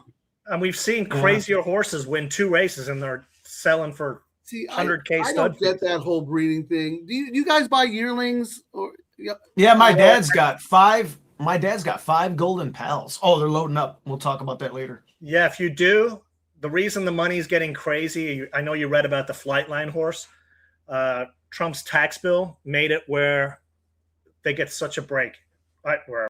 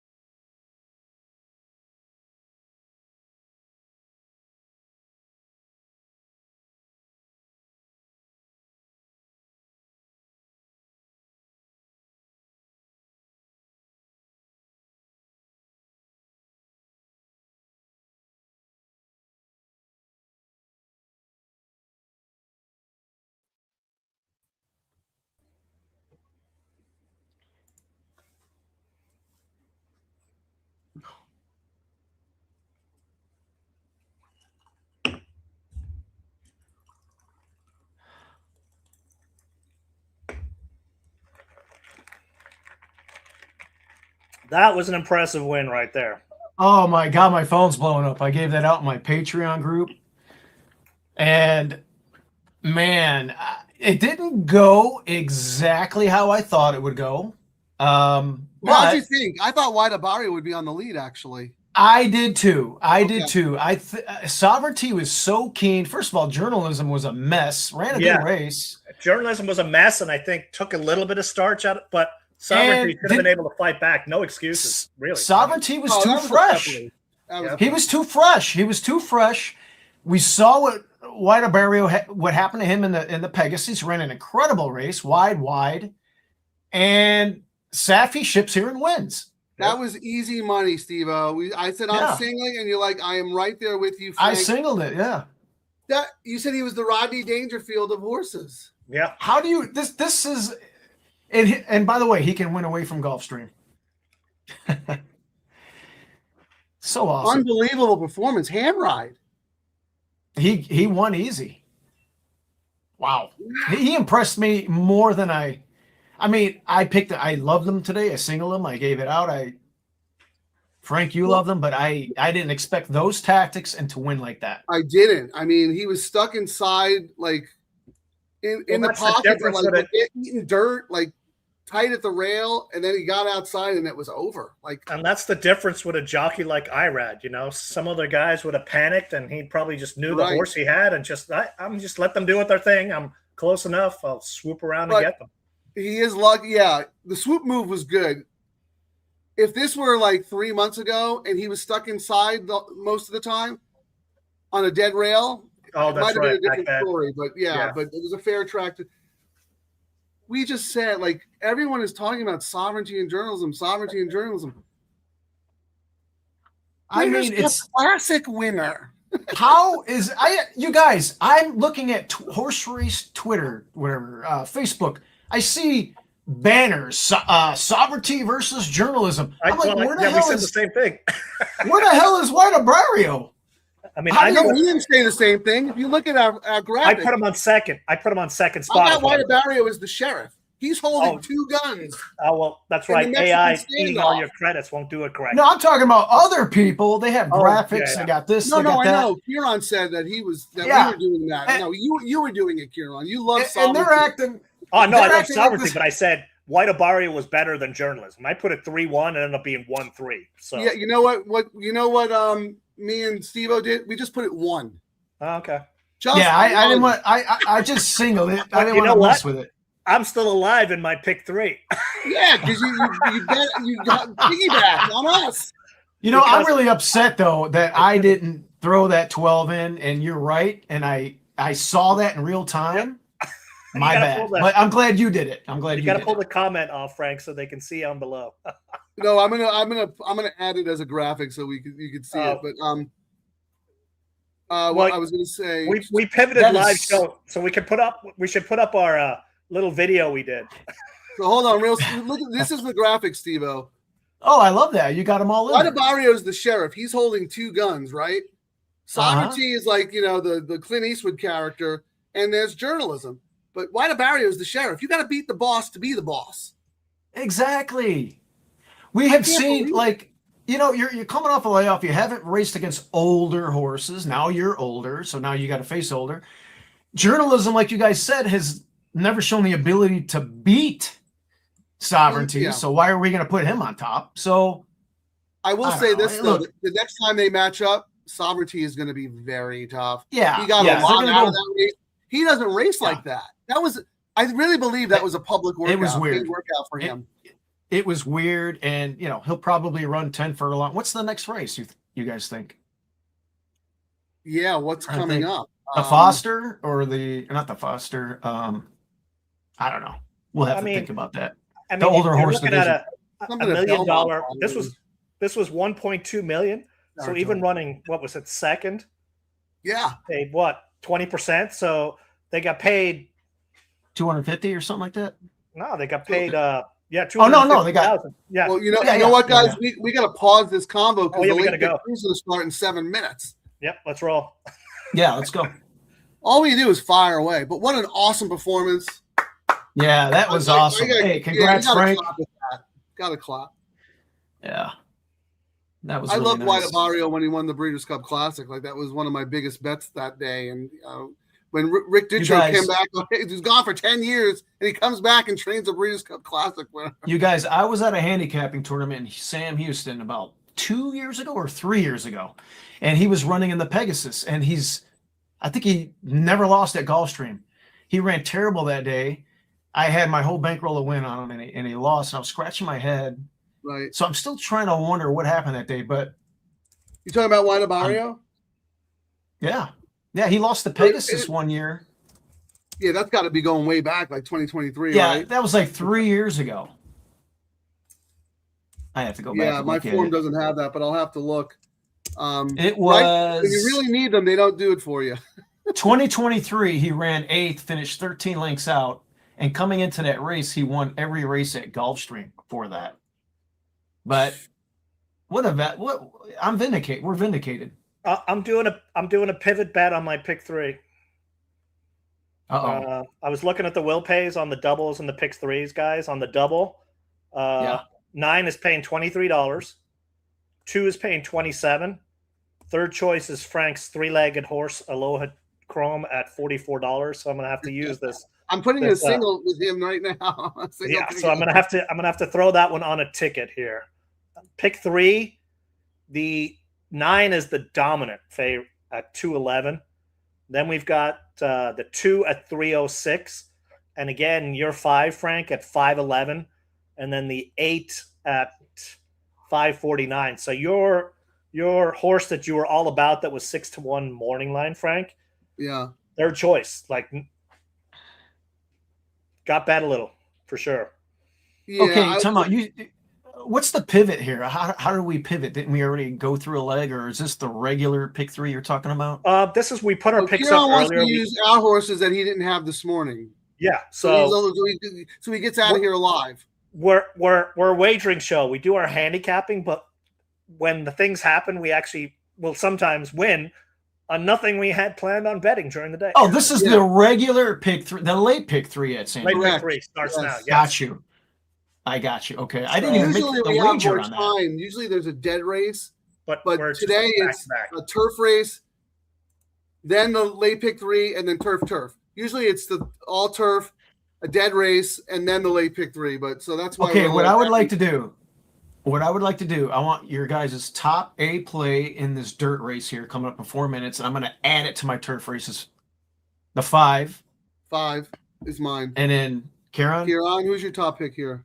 Top pick 9. in here is number 2, Irish. So Element. 2-5. All right, I'm going to go 2-5 in here with my turf plays and do a ticket. Let me.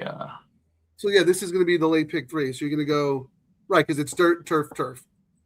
So Yeah, real so quick, I'm Kieran, gonna single 2-5. to 5 spread here to get out. I'm all about the 7 in the next leg. You guys know that. I And got then him. spread. Yeah, And and I'm my pivot ticket using your 5 in here, Frank, is going to be.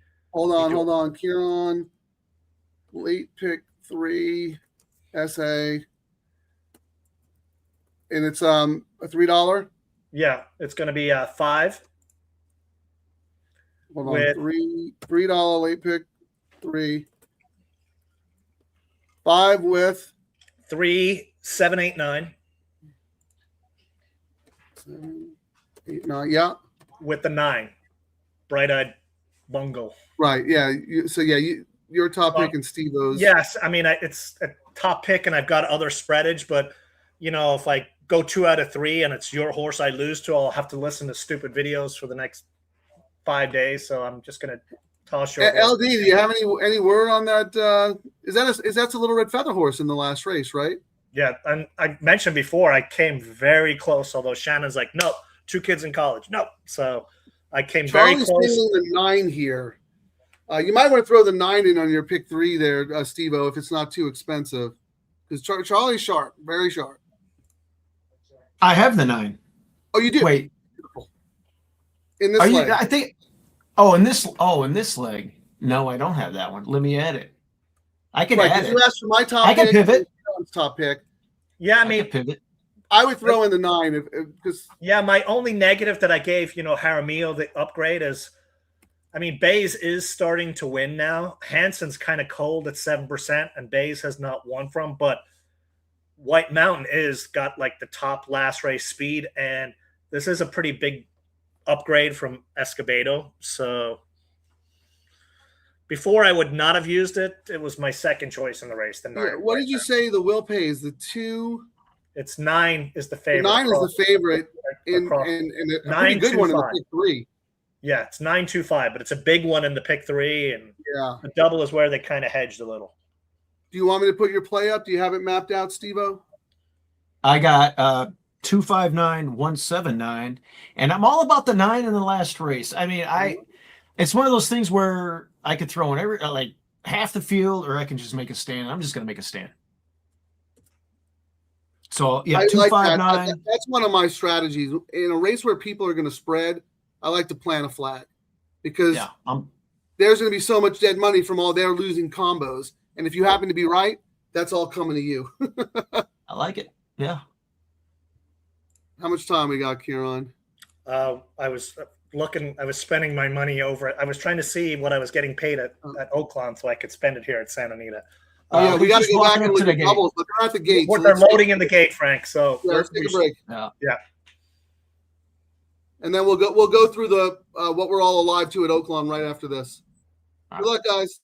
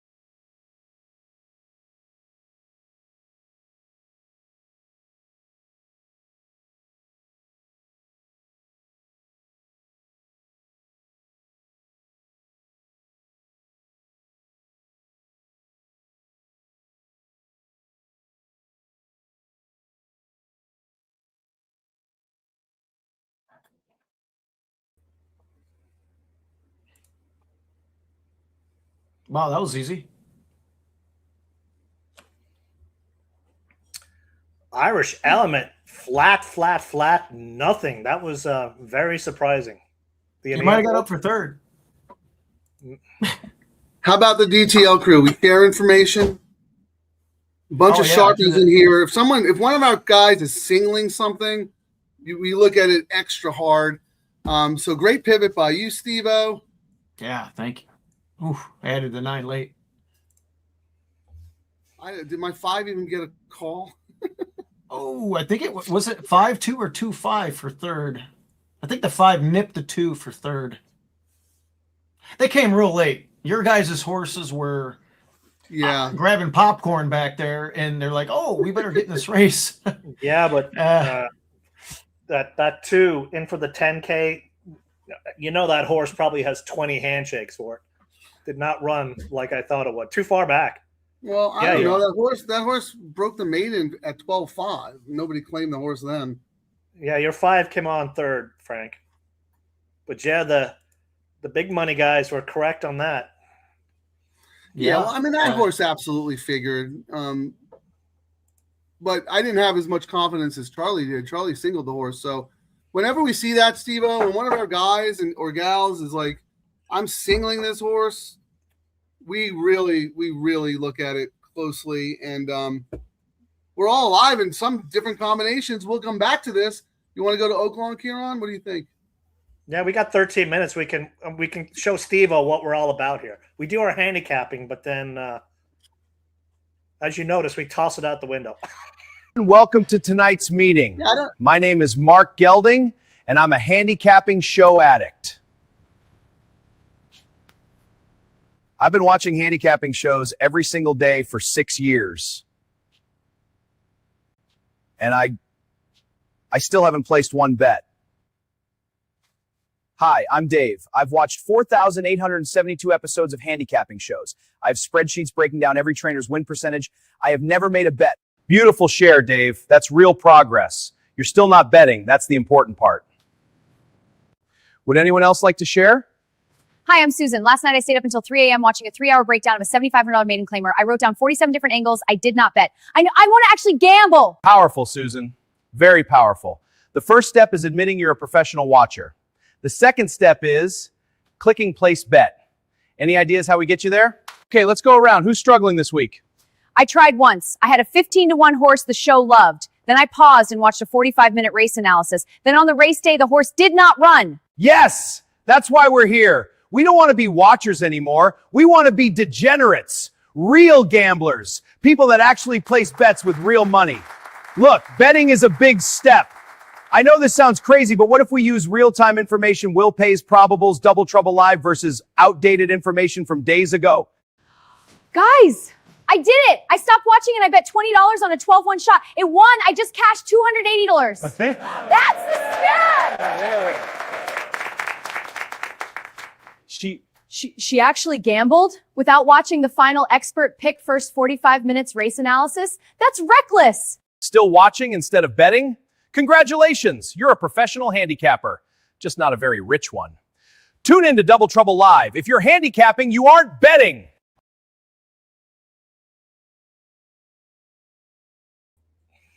Oh my God, I love it. I love it. I love it. I love it.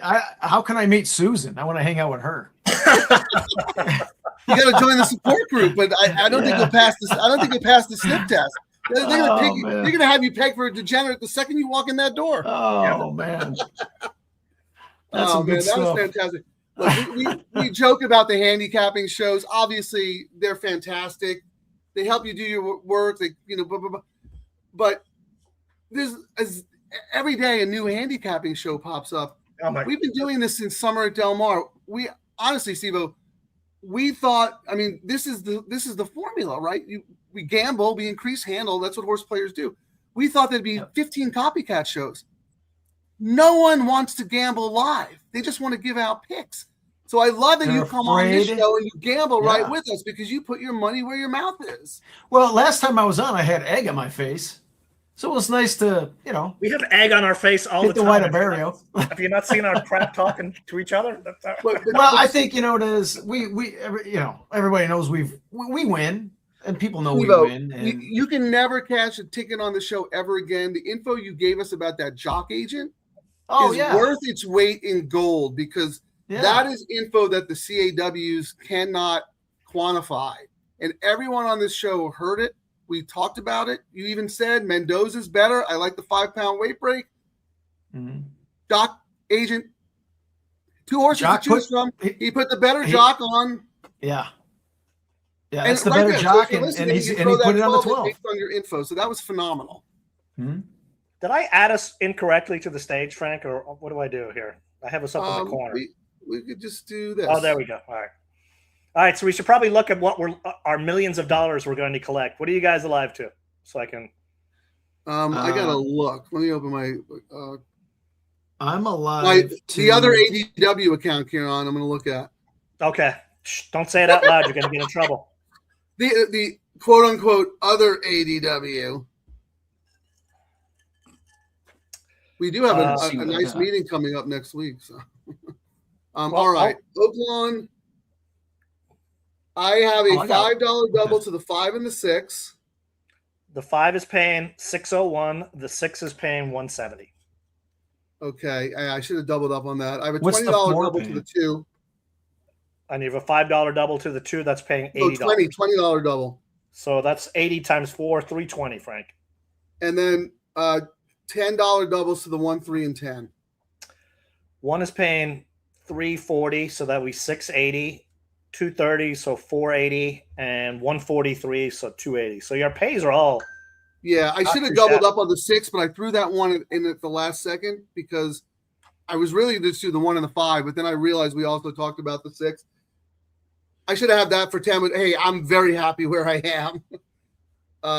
Steve-O, what do you got? What are you alive to? Okay, I've got the 5 and a 6 like you. I got those 601, 170. I have a $5 to the 4. That was the Asmussen one that dropping down the class a little bit. What's that one paying? Which one? Number? The other Asmussen, the 4, 20 to 1. The 4, the double on the 4 is paying $1,001. Okay, that's cool. And then I have a $20 to my A play, the 3. So I'll hit that 4 times. 230, so you're looking at $920. Yeah, okay. So I got 920, 1,001, 601, and 170 potentially. And then on those doubles. My Kieran, pivot. you're allowed to the pick 3, right? Yeah, so my pivot on the pick 3. Let me scroll down. Here I am. I'm alive to the 2, 5, 10. So on the pick 573 to the 2. Wow, 4 dimes to the 5. Yes, 5. Me woman. 816 to the 10. Yeah, what's all right? And you probably have some doubles too. Yeah, so I'm looking to see my doubles. Let me scroll up here. See that, Steve-O? He threw the 12 in because of your info in that leg. He hijacked our 1. He wouldn't let I got lazy without him. And now he's alive to stacks.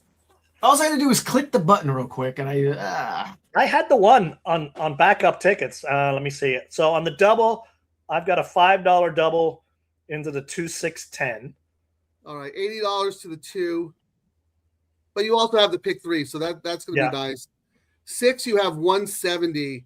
6 would be a bad result for all of us because I don't think Steve-O has it, and that's the lightest pay for me and you. No, the 6 I do have. It's $170 will pay, which it'll be like a minor that would not be fun since we're up for a lot of money on the other ones. And what the 10, Kieran? Yeah, the 10, and then I've got a 10's 143. And then I got $5 to the 3 and $5 to the 5. 230 to the 3, 601 to the 5. Yeah, I mean, how about we get this 5 home? Huh? I would have had 3. Usually when we have this show, Steve-O, we've got a lot of time to yap and talk and do nonsense. It's usually not race upon race. Where we usually do one track and there's usually a dead race where we can. And I would have probably on some of these combinations, I'm instead of having it for 5, I might have had it for 15 and whatnot. My adjustments, but we were just firing away, running out of time, going back and forth. Kieran is the king of stolen valor. All of his pivots end up hitting based on information from everyone else. It's called gambling, not handicapping. Right, it is gambling. Seriously. We should actually try one show where we don't even look at the races and we just come in and we look at the board and we hear from the DTL crew and just get some info and we just wager. This is all about wagering strategy, right? Well, I would also say, Frank, what we write, and we put our analysis for all these races out here. Like my original pivot on this pick 3 was because I had notes on these horses and because it was a scratch, I had a backup. So if someone puts something out and then I was kind of on the edge, that's usually why I'll end up pivoting. You know what I mean? Or you haven't, and I just don't want to get knocked out by one of your picks. That's exactly. He 90%. refuses to lose to me, so he'll use horses that I have that he doesn't. Doesn't matter how much it costs. This is hysterical, Mike Whalen. I love you. You're so funny. You always take the piss out of both of us, but this one's meant for you, Kieran. Cialis. Someone thought his name was Cialis. Has not spent enough money yet. Need to make a couple of more pivots. Well, we still have Santa Anita coming up. Don't worry. Hey, don't you have a video from Friends or something?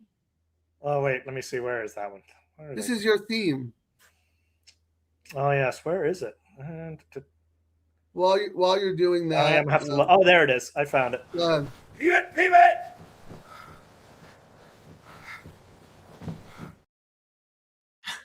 Note Frank is sitting back and doing nothing per usual. Steve, have you ever seen Friends? Apparently, that's a Friends reference. I've never seen it. I honestly, I watched Friends, but it looked more like a Seinfeld reference to me than Friends. But I could be wrong. If you do a search just do a search for pivot. That video is like the number one. That's, I mean, okay. Supposedly, was that David Schwimmer's character, or I correct? Can't remember. Yes. Yeah. Terry knew exactly what it was. She thought it was funny. I never saw it. So let me just roll through real quick. Charlie is the man. Thank you for that 9, Charlie. How about this? Oh, real quick, because you'll appreciate this, Steve-O. Remember Serafin Carmona, the jock who went down and got injured early in the meet? Okay, yeah, I do. Terry is friends with his partner, fiance, Sophia, and we just got a very good update today. Their plan was to get him to Atlanta to a one of the best rehab facilities in America. He's finally there, and she has family there, so now there's a big support system, and he's doing better than anyone expected.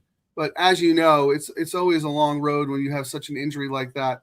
But these jockeys are unbelievable. God, they're such great athletes. They're like Bruce Lee when you see him with their shirt off. You know, we knew a really good jockey named Renee Douglas. He fell at Arlington. Yeah. And he's a jock agent now. And that was unfortunate. Became a paraplegic.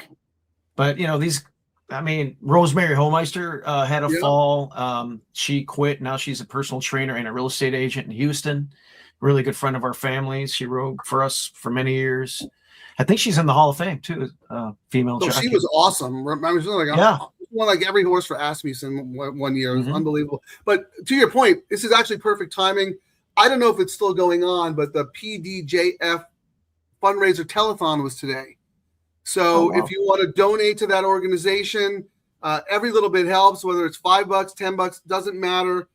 You can find them on Twitter at PDJF. It's the Permanently Disabled Jockey Fund. Kira and I go to the Belly Up fundraiser every year at Del Mar. It's one of our favorite. If you're in San Diego, that is a great event to go to. And I'm going to tell you real quick before Kieran blah, blah, blahs me. Renee Douglas is responsible for me being in horse racing because the very first time I went to the track, I bet Editor's Note in the Belmont Stakes. And he had taken over the mount. I think Gary Stevens was hurt or something. He was a pickup mount, and he ended up winning.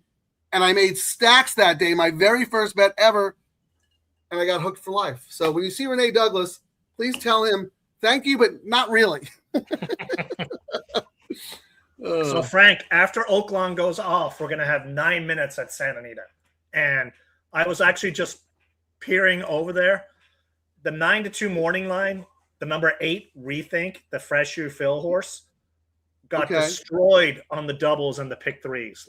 And it's the favorite. I didn't use that horse at all, did you?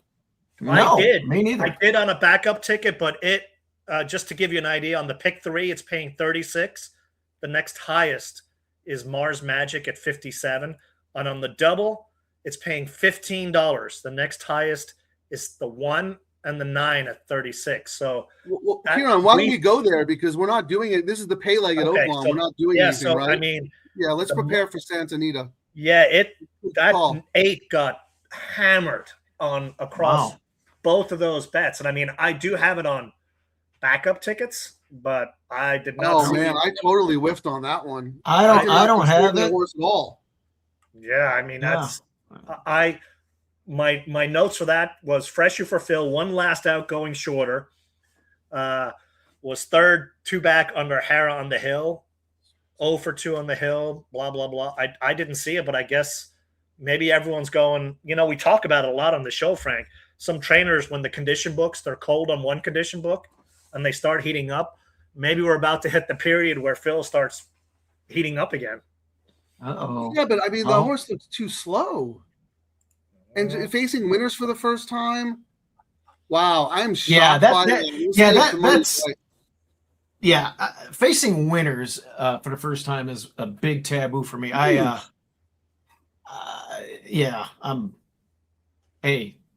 they can beat me. Yeah, so try to. Our 7 is the second choice, solid second choice. Yes. And same thing in the pick 3 actually.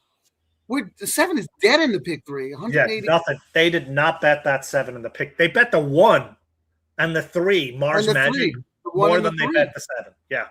This is weird betting action today. I think you might be right. That pick big 6 long shot knocked them out of the pick 6 and the pick 5. And they are hammering across the board. And we've talked about a lot of times people just yap and complain about stuff. And like, you can beat them when you have the same information. On the pick 6 and the pick 5 and pick 4, you don't have the info.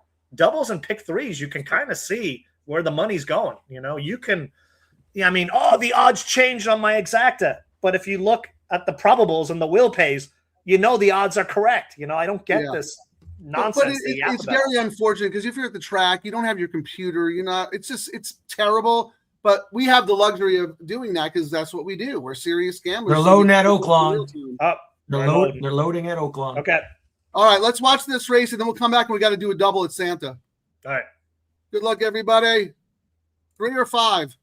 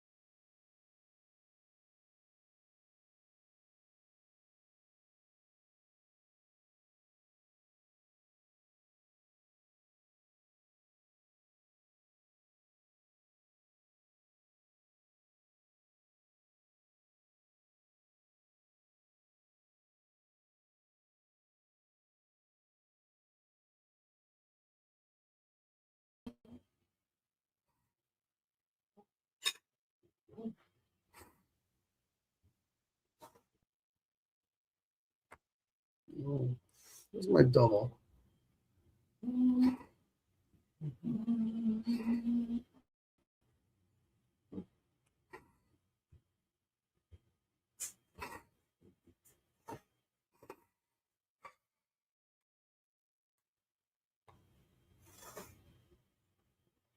You want to join us, Kara?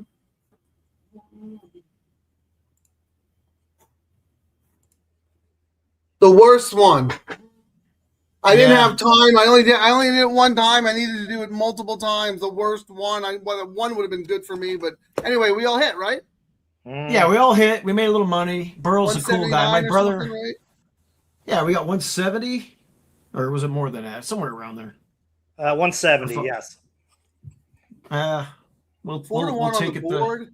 Wow, the computers were way off on the 2, huh? They got buried on the 2. Yeah, very off. Yeah, I didn't like the 2 at all. I didn't have it on my ticket, and but whatever. My 3, it didn't run great. It tried to make a move there. The 5 didn't fire. Nothing. Yeah.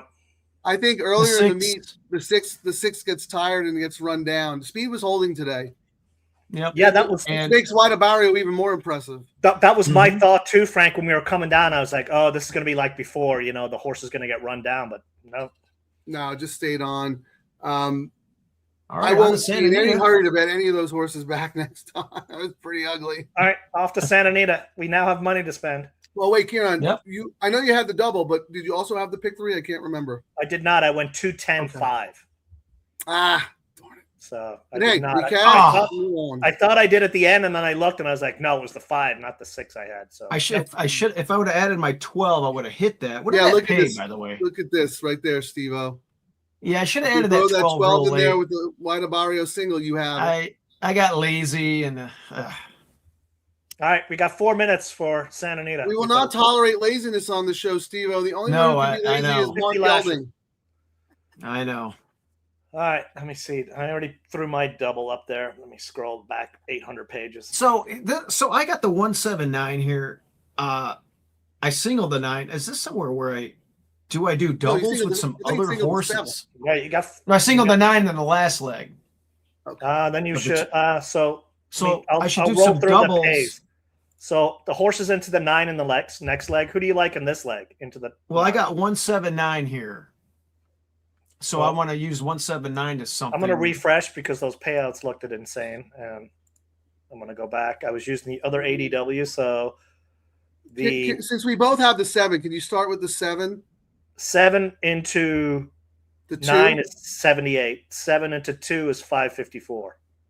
554. The 3? 138.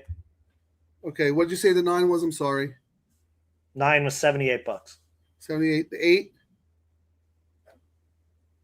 869. 7 to the 8, 869. And 7 to the 10. 230. All right, I know what I'm going to do. You guys work the rest of the stuff out.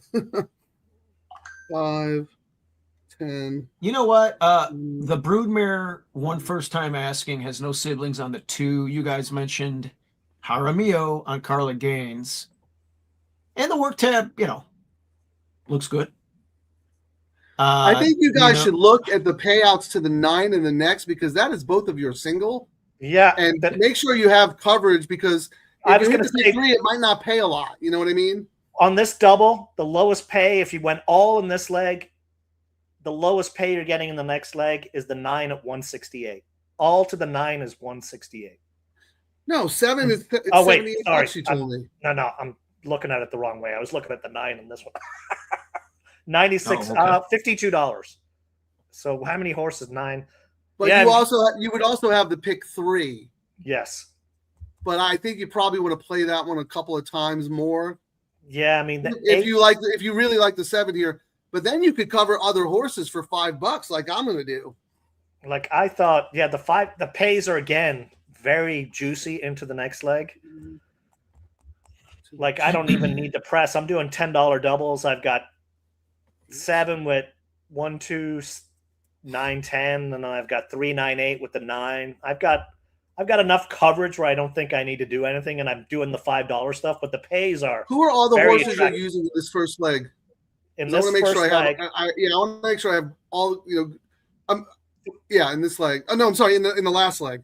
In the last leg, I'm using 1. I'm using 1, 2, 1, 2, 4, 5, 10, 9. Oh, Jesus. And different combinations. Can you tell me what 7-1 is? 7 with 1 is 734. And 7 with 4? 469. And 10? I'm sorry, not 10. 5. The 2 Baffords that you have. 117. Wow. All right, let me make sure I've got all my different combinations in. I know. Now I'm all screwed up. Because you had 3 horses that I don't have. You have 1, 4, 5. I don't have any of them. Well, I did backup tickets, trying to cover like the other horses there. No, I understand, but if my 7 wins, I need to cash a ticket. Is my point. I might be worthwhile just doing all. No, 7 to all. Yeah, just to get it in, but I think I got it, and I might do that also. Actually, double.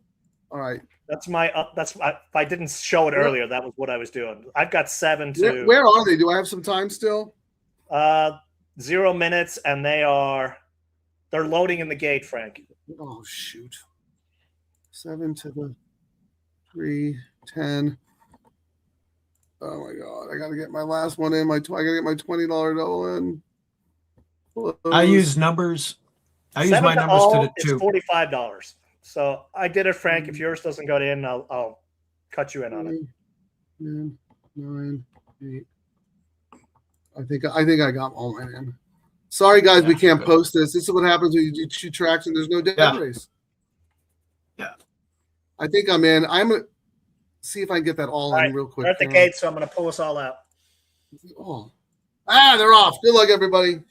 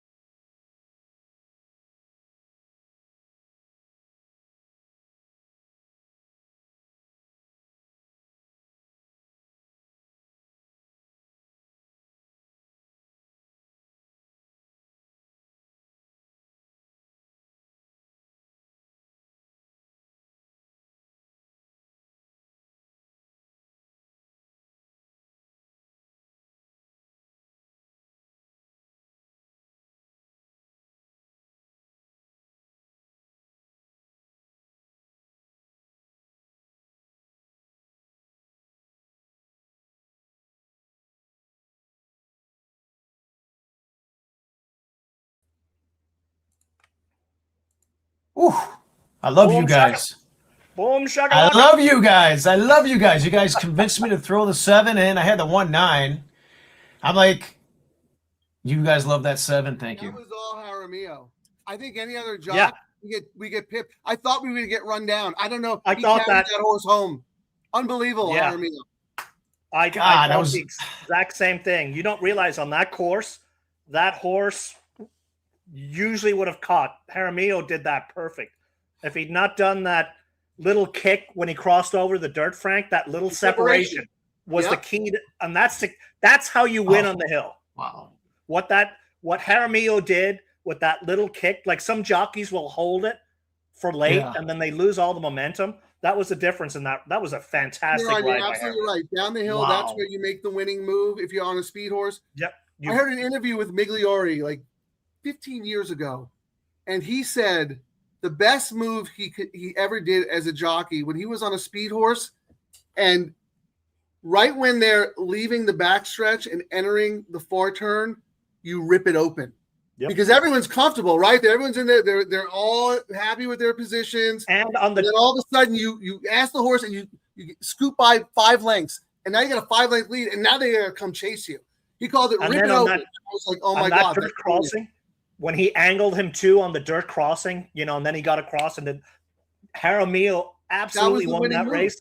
Yoga would have won that race if it wasn't for the jockey. Absolutely. 100%. You know how many times I've gotten pipped at the post this meet like that? Any other jock, I get pipped at the post. Correct. Really? You guys, that was the thing that was cool about this. I'm looking at this horse, and it's hard to endorse it past 5 furlongs. It's 0 for 2 here at Santa Anita on the turf. That's a big win, 9-2. I think we're going to get some decent pays. Well, I mean- here's the other thing, Steve. That is a circuit play. Blacker Yes. has been spotting his horses incredibly well, and even when he loses, they are all firing. And this horse had a horrible trip last time. And then closed Too bad. well. Though. But I mean, that horrible Yeah. trip, like you said last time, Yeah. but had that hill profile, like closing the extra distance, and the jockey made the difference. yeah, you're absolutely right. Because one of the things I look at, Steve-O, I use optics, I use Racing Flow, I use Formulator, and my favorite thing about Formulator is that you can do the incremental splits of that horse. So you don't often see this in a 6 furlong turf race. His second to last quarter was 11.99. His final quarter was 11.74, even with after the trouble. That's the closing kick that Kieran is talking about. Usually you'll Yeah. see like 11.99 and 12.70. For some Mhm. reason, they don't come home as fast, maybe where the beams are or whatever. So I know what's good or bad on turf based on those incremental splits. And the final quarter is gold, especially in Yeah, route to racing. have issues and go 11.74 And you last don't time, see that was key. Yeah. So let me see. Wow. I did a double, a $5 double with I included that one with the 2. So I do have the Carla Gaines $5 double. We'll pay whatever that is. And also, Kieran, we talked about Yoga Master, the Leonard Powell. That closing kick last time was pretty good too. 11.76, Yeah. 11.68. Yeah. And we all like that horse, but But we just I can't. wanted to take a stand so bad because my singles have been getting Yeah. second all meet. Good job, And- guys. You get handicapping and gambling. And That that, was trainer great. too is, he's second start, like next out. He's only 5%. Like his stats, Powell. This is not his move. Like, watch next out probably on that horse, and they probably will. I think they'll run that horse back at down the hill, maybe. That Any horse would be other? good down the hill. Yeah. I Yeah, think and that they'll- any other jock on Marion who would have won? Yoga Master wins.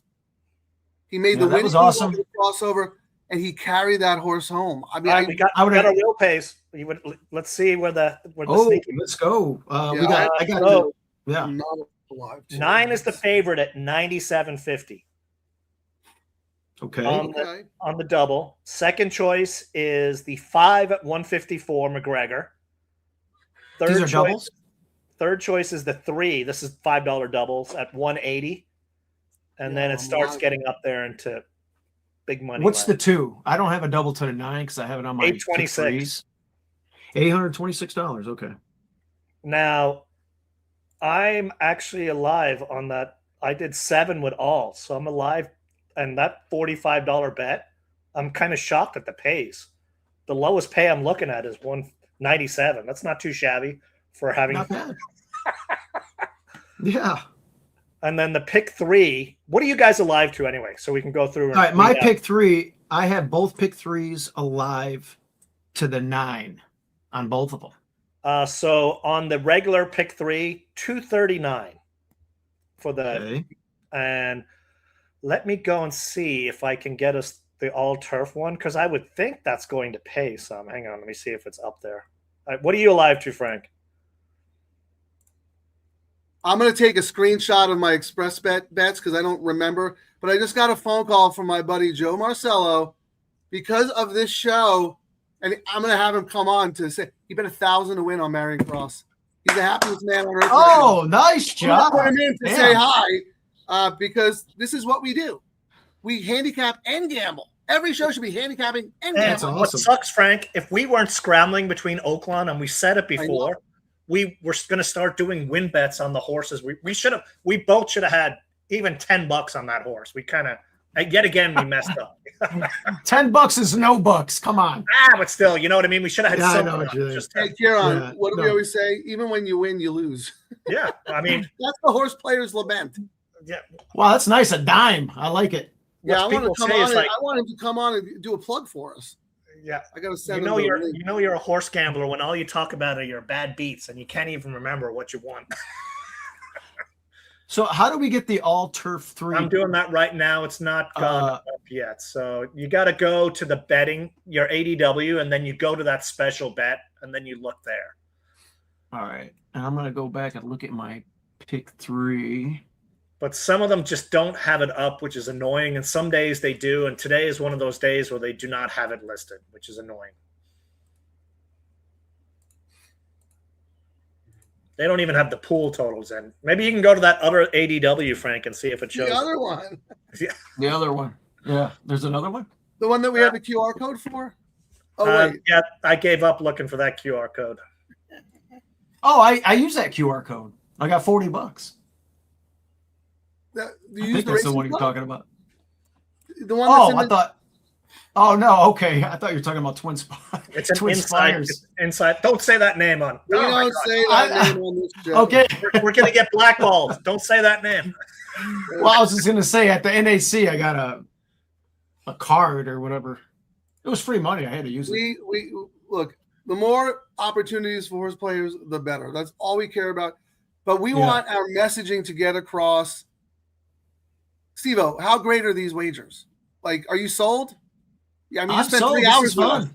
us. This is Well, good we- stuff, man. We were talking about you on the other show, and you know, when we were at the NHC, I was kind of bending Goodman's ear, you know, from Keeneland, and he was like, "There's 700 people in this room. I could walk around, and half of them won't even know what a low takeout bet is or where it is." And I was like, "Okay." And then you came on the show, and even you're like a legit top 50 contest and gambler guy. And even you, like when we were telling you about us betting handicap in the bets, you know, you were like, "Oh, that's an interesting angle." Like there's still there's a way to approach these bets to milk the money out. I'm glad they say 15%. Can I interrupt for 1 second? Loyal fan unloaded on our single and best bet of the day. Best bet of the meet for me. We were too stupid to bet it, you know, didn't win. Joe Marcello, good friend of mine. Joe, boys. Frank, always a pleasure. You know, like I told you when I just called you, we were just thinking about you. We had to, you know, see who your A's were today. And yeah, let loose. 1,000 to win. So, I mean, I'm over here That's going awesome. nuts. So, Drinks are on him at Del Mar. As always, dude, I was looking at flights the other day. I want to come for opening day, but I don't know. It's up in the air. Come, you can crash on our couch if you need to. But here, real funny, real quick. Here, do I have like 3 minutes? Yep. Yeah. I met Joe Marcello pre-COVID. I forget what year it was. He found me in the paddock, and he came up and said, "Hey, you're Frank Scatoni, whatever." We started talking. He's like, "Yeah." We bonded right away because I'm an East Coast guy, and he reminded me so much of my good friend Travis. So we clicked immediately. I go, when are you leaving? He's like, "Oh, he's like, I flew out today, and I'm like leaving tomorrow." I'm like, "What?" He goes, "I'm here to see Joe Don Looney." Do you remember that? It was like a hard knocking claimer. Like, wow. I actually do remember that horse. the best story. So I'm like, why Joe Don Looney? And he had some story about betting with his friends or his family or your uncle, and like you like love that horse or something. We were in the backyard at my mom's house, and yeah, we were just firing Del Mar, and my mom's boyfriend looks at the TV and says, "Joe Don Looney." We're all like, "You're on move right there."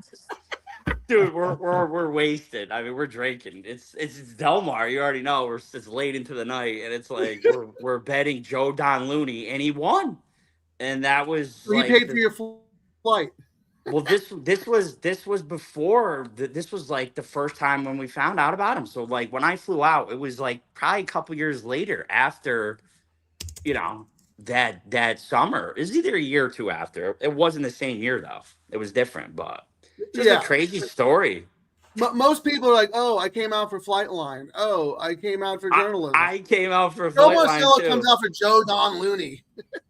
Dude, Flightline was the craziest thing I've seen with my own eyes in a horse race ever. Well, Joe, now that we have you, we're gonna put you to work. Can we talk about White Abarrio? Right? Let's talk about White Abarrio.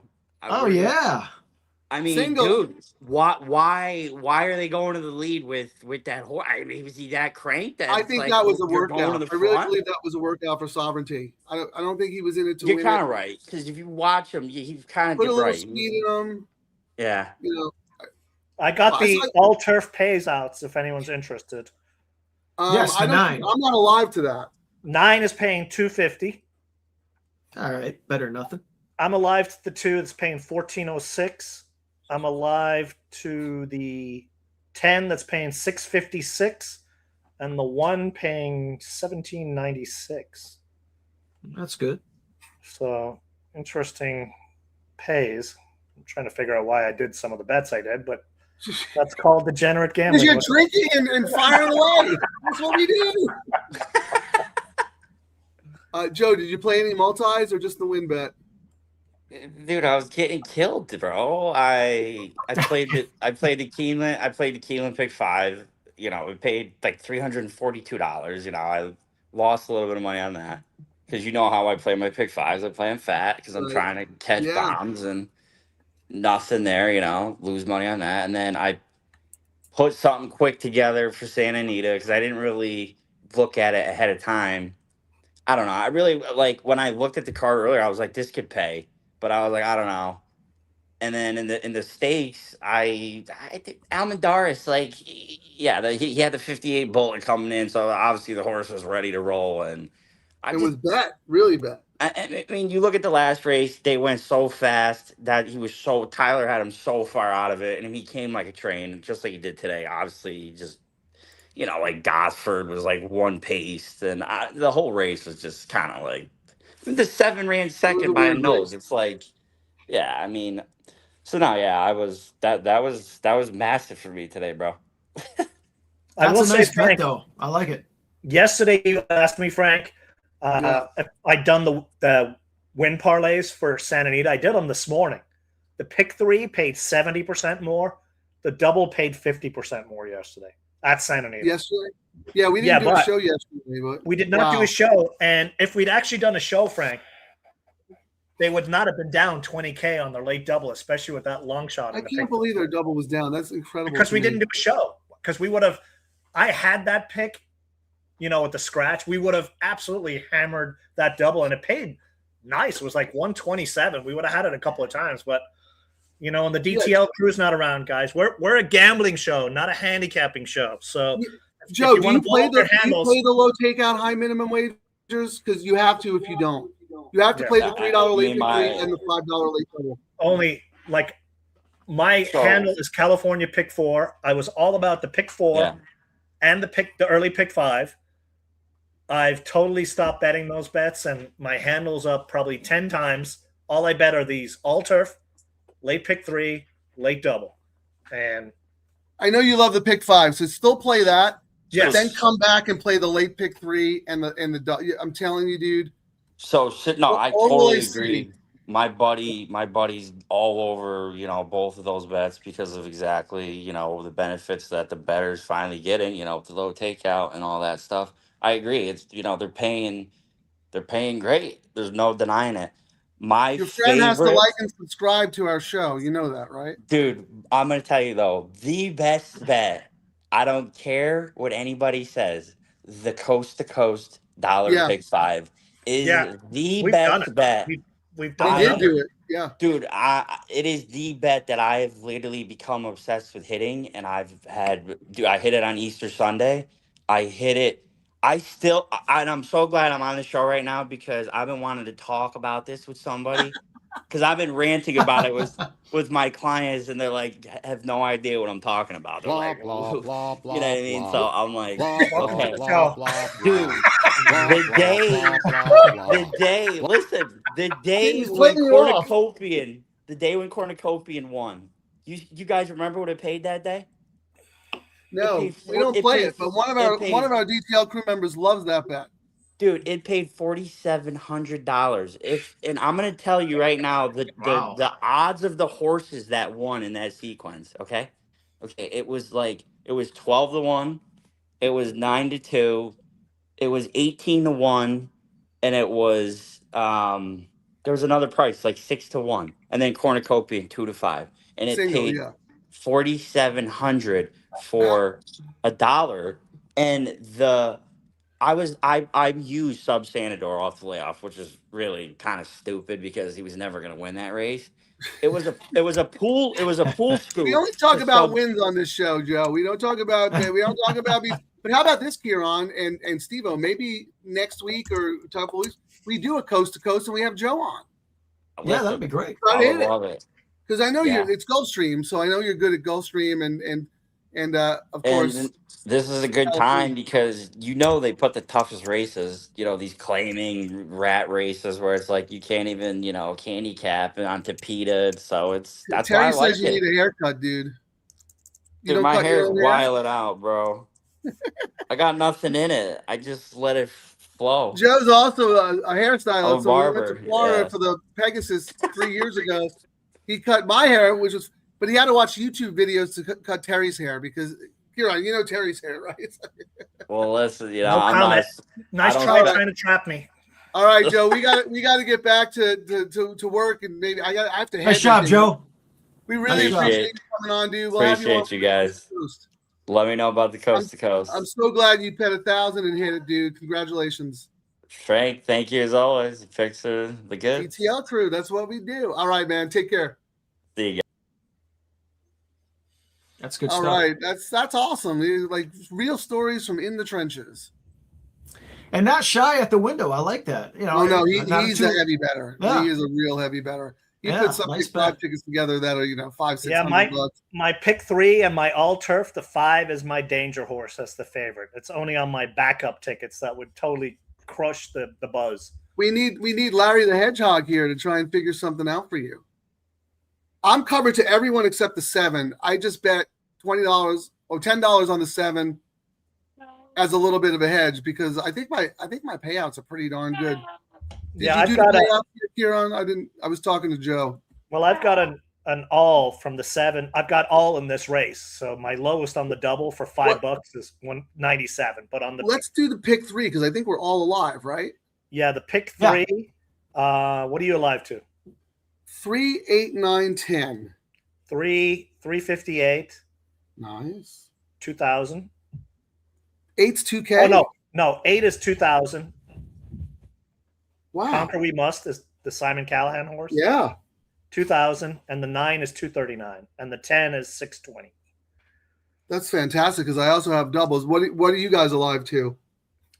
On the pick, why don't you go, Steve? What are you alive? Yeah, on? I'm gonna take just- that down. Oh, you're just alive to the 9, right? On the all turf. I have the 9 for 250 and for 239 and both pick 3s. Okay. Nice. And then I have that $5 double to the 2 for 826. So that's all So I you have. 2 in the need 9. the 2 or the 9, right? Right. Mhm. Okay, Kieran. On my all turf, I'm alive to 9, 2, 10, 1. And that is And the pick paying- 3. And on the pick 3, I'm alive to who won the first leg? I can't even remember now. 5, That was right? the 2-1 shot. The Oh, 5 Oh no, Ryan Hansen was the dirt race. on the pick 3. I The got 9 race won the 8. dirt I race. lost the first leg. Let me look. The 9 won the dirt race. The 5 won the turf race. Yeah. So Oh, I'm that- alive. That was my single with the 5 spread in the next, and then I'm alive on the pick 3 just to the 9 is my only pick 3 one. Yeah. Okay. And then can I put the here's double- my double. On the double, I've got every horse. So Right, you did that all. So can you just so I have a $5 double to the 3, 8, 9, 10. What are those? The 3 is paying 180. Okay. 5. 8, 8 is paying 916. 9, 97. 10. 358. Okay. Then I might have to come back with some money on the 9. Then I have $10 doubles to the 3 and the 10. Oh, I have the 180. 3. Actually, I have the 3 for $15 actually. All right. Oh, wow. 3. Yeah, what's the 3? Sorry, what's the double pay? We'll pay on the 3. 180. And then 10. 358. What the hell did I do? I did the same bet twice. Anyway. Well, that's what happens when we're scrambling. Like Yeah. I've got a $10 double, and I'm alive to the 9 twice. I'm alive to the 2 twice. I'm alive to the 10 twice. I'm alive to the 1 twice. So. Oh, my $20 double to the 3 and the 9. I don't think I got it in time. No, I got the 3 covered, and I have the 9, but only for $5. I meant to do that for 20. I didn't get it in. That's all right. Yeah. I got the pick 3 as well. Yeah. Shoot. And Kieran, you said the 9 is a danger for you just because it's not paying great.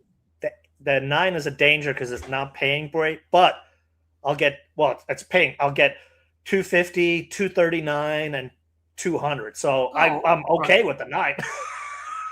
I'm just I thought you said the 9 was like not good, but it's pretty good. Not. I mean, some of the other ones are better, with just the crazy prices. But yeah, I'll take it.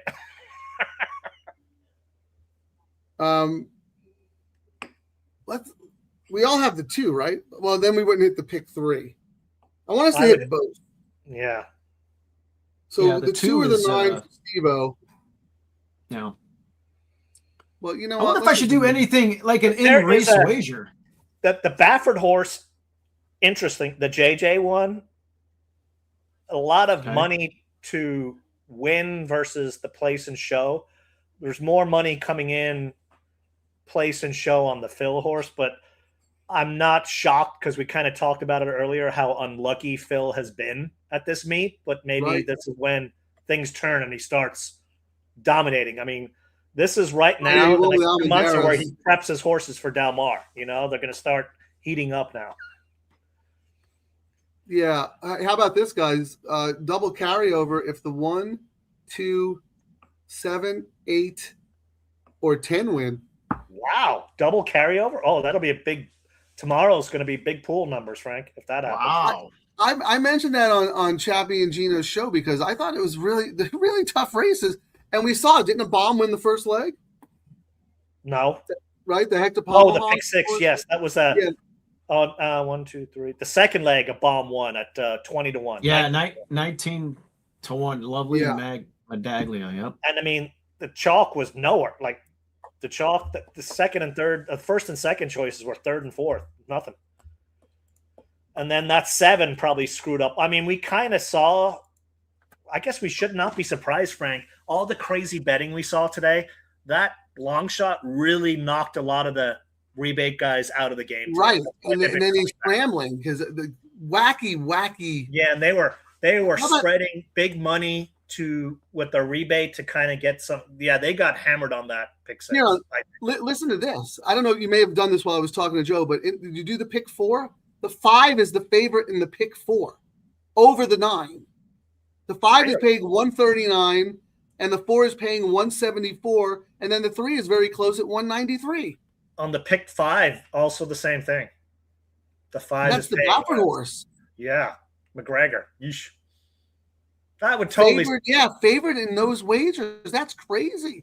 That's got to be computer because they play the pick 4 and pick 5. I hope they're wrong because that would be very sad.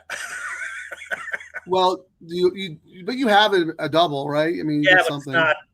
That would be like the lowest possible payout possible would be that horse. I don't know. I mean, what do you have? Does Bristnet or whatever you use have any pedigree comments or anything like that? Or any stats? I mean, when I went through it, I was kind of a little shocked that he put the horses in there. Damn, no turf winners, 2 starters. I mean, the horse is quality up and down. Oh no, I'm looking at the other one. That's the other one, the 850K Kelsey. But this one, McKinsey and Street Sense, there's no turf there at all. And the horse cost 950K. I mean, I just didn't see why they were doing this, other than we've kind of seen Baffert pivot a lot more to turf. His numbers still suck, but we'll take charge. Yeah. No turf. I'm not a big Tomlinson number guy, but one of the worst Tomlinson numbers in the field. Like I would be actually very shocked if this horse won. I wouldn't if the 4 won. I like that horse way better.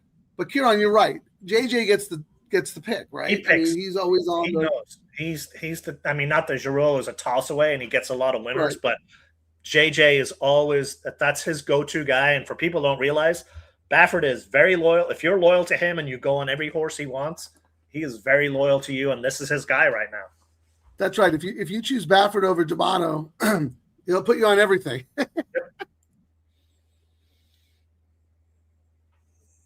Wow. All right. We're still wandering around. I'm going to go get some ice so I can celebrate, hopefully. Huh? Which one? Well, I got no ice in my glass, so I got to go get ice. Kira, before you go, how about this compliment from John Alwell? Santa Anita should pay you to do a show every day. You're 100% right, but you know what? We got some really big things coming down the pipe. So we will keep you posted, and we're in this together, guys, because there is no show without you and your support. And you're not watching. You are active participants. We move the needle. You guys stick with us, and you gamble with us. We track the handle numbers every day after each show, and we could tell the money that the DTL crew. All right, they're loading, Frank. All right, good luck. Let's get it home. Let's do it.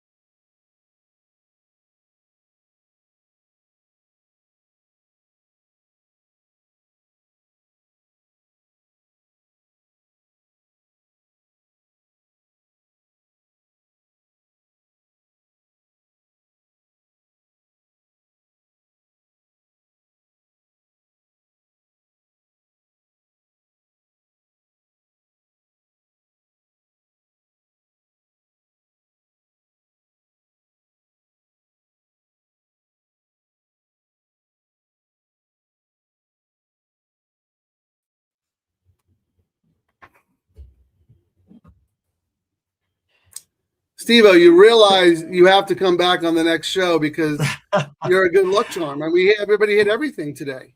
Yeah, we hit it all. Singles, White Abarrio, Marion Cross, and this horse. I mean, ice cold. Good job, guys. Yeah, the horse got bet from the morning line, but, it had recency. A lot of the field didn't, and that was a big factor for me, including the bad trips. Broke relatively well today and sat behind. But what was the one doing there? Holy cow. It ran a good race. My long shot. I mean, how about my 8?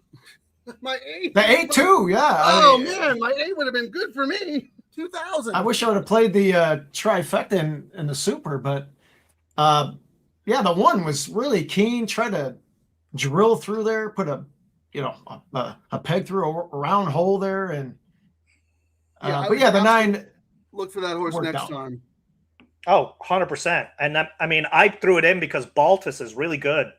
Debut turf, and as you say, on the show, your peppermint bash the other day. It's like 10 to 1. And long shot guy Tiago was on that horse as well. Yeah. I mean, you can't discount when these kind of guys hook up. I will say, Frank, watching all the turf races today, I kind of handicapped tomorrow's card, but I'm going to go back again and look. I like how, maybe it's just Phil's horses are closing very nicely. I don't know. we got to look and see if the rails are staying the same tomorrow. But No, that is they'll be out tomorrow for sure. 10 or 20. okay. They do 30 on Friday. They do 0 on Saturdays, and then it's either 10 or 20. They'll be. But Kieran, I think Phil's horses were firing last meet, but they were coming up short, right? You got Almendares, and this one. Both of them were bet though. They were heavily bet. Yes. Yep. And they showed a strong late kick. So that is something to pay attention. Steve-O, we say the best time to get on a trend is before it's a trend. So from now on going forward, if you see a D'Amato horse who's getting bet, be early. We right away we noticed. And remember Kieran, Andy Mathis, we tossed him after like 3 races and he was so cold. So I was telling Steve-O that he has to come back for the next show because you can't win and not come back. Like that's bad. That's bad gambling mojo. He's got to stay on until he loses. And I have a 50-1 horse I like tomorrow that I liked yesterday. That's just so you know. Oh yeah. How about this? When Kieran and Mark Gelding are playing their fun little games, we could do a show, Steve-O. Friday. Oh, absolutely. Hey, guess where I'm going to be? Guess where I'm going to be tomorrow? Oaklawn? Beautiful Hawthorne Racecourse. I saw. They open today. Opening day tomorrow. We shipped a couple of Oaklawn horses that couldn't hack it up there. They're 7 of 5 and like 3-1 favorites. Hey, you run them where they can win, right?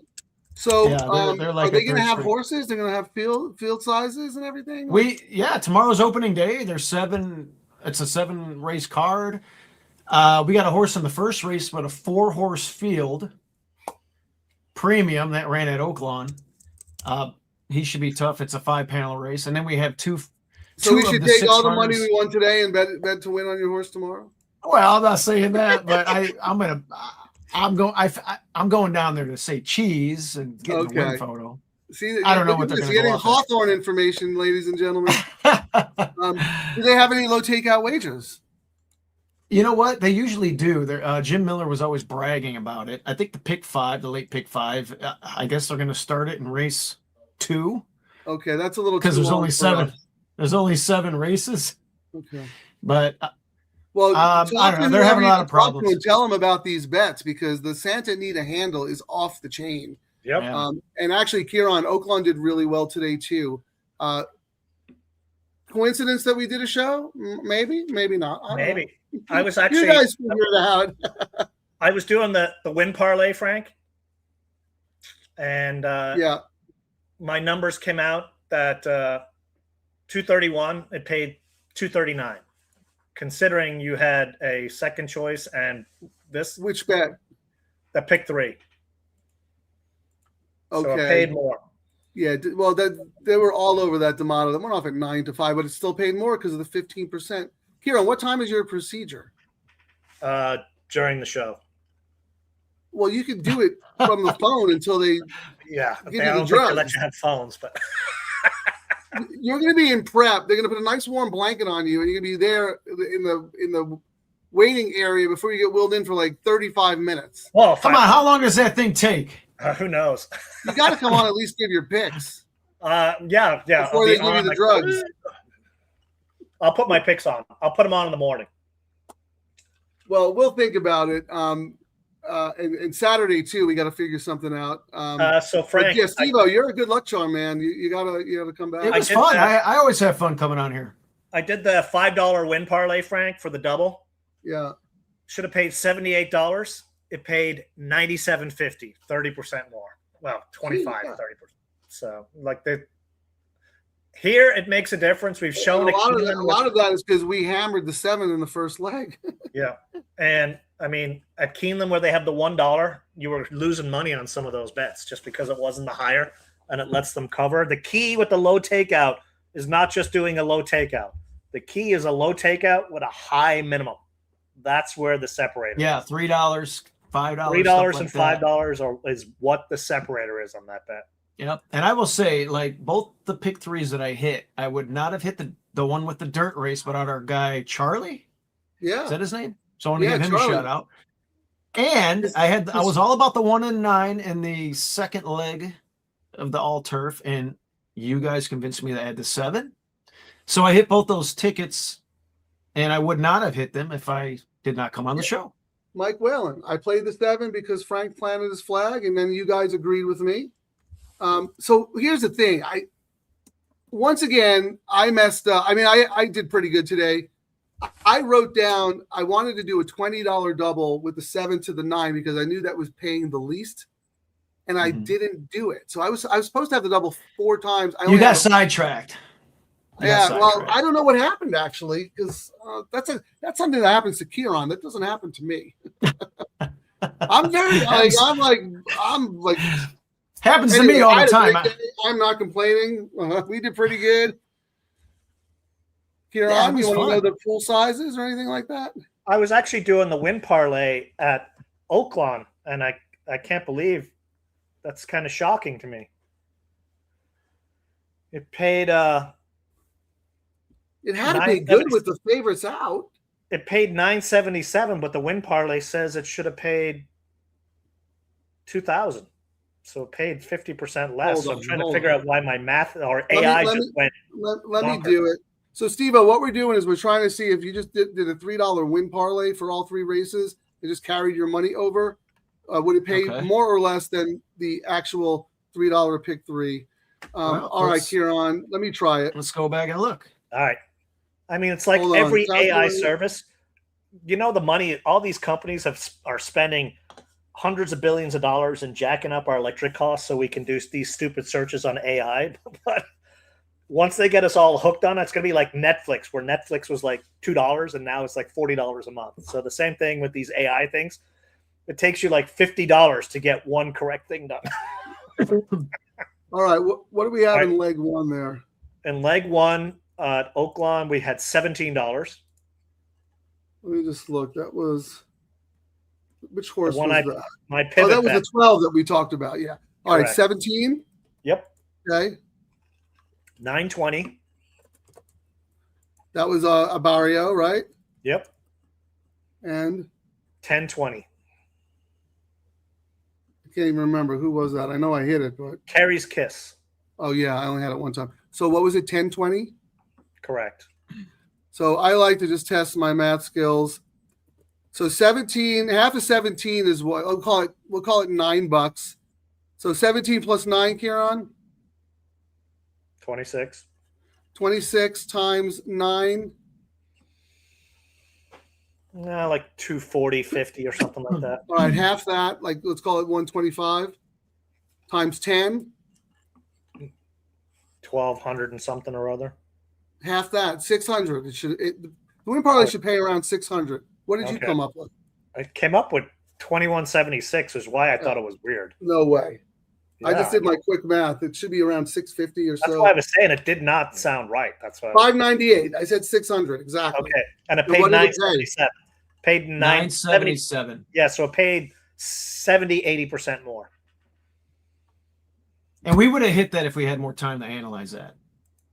Yeah, we hit that the 12 double. Should have been at all of our tickets. Yeah, we love the 1. We singled the 1. The 6 was the speed, the Burl McBride horse. It was an ad. That was really easy. Well, I was alive out of the first leg, but I went tight on that very last leg, so that's why I didn't. But it was so logical. You can almost get $1,000 on your $3. And that's why, Kieran, we get so frustrated when there's some people out there who say, I don't like the $3 minimum because I can't afford it. Yes, you can. Stop betting exactly trifectas and rolling pick 3s and invest all your money in the low takeout wagers.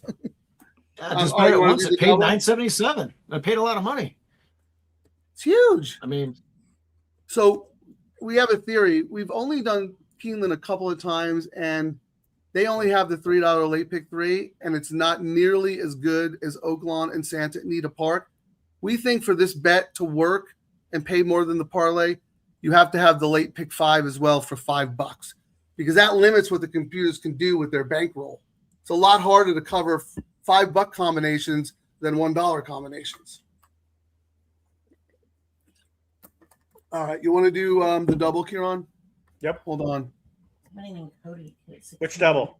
Oaklawn or Santa Anita? No, let's say on Oaklawn, but hold on. Terry said we got a really good comment here. How about this? Hit it 6 times to pick 3. 1 time all turf, 5 times daily double. Cody, There you go. if you're handicapping, you're not betting. We do both on the show. Mhm. Congratulations, Cody. We're so happy for you. All right, Karen, let's go back to that. Give me a second here. All right, can I get a $5 win parlay 920 with horses?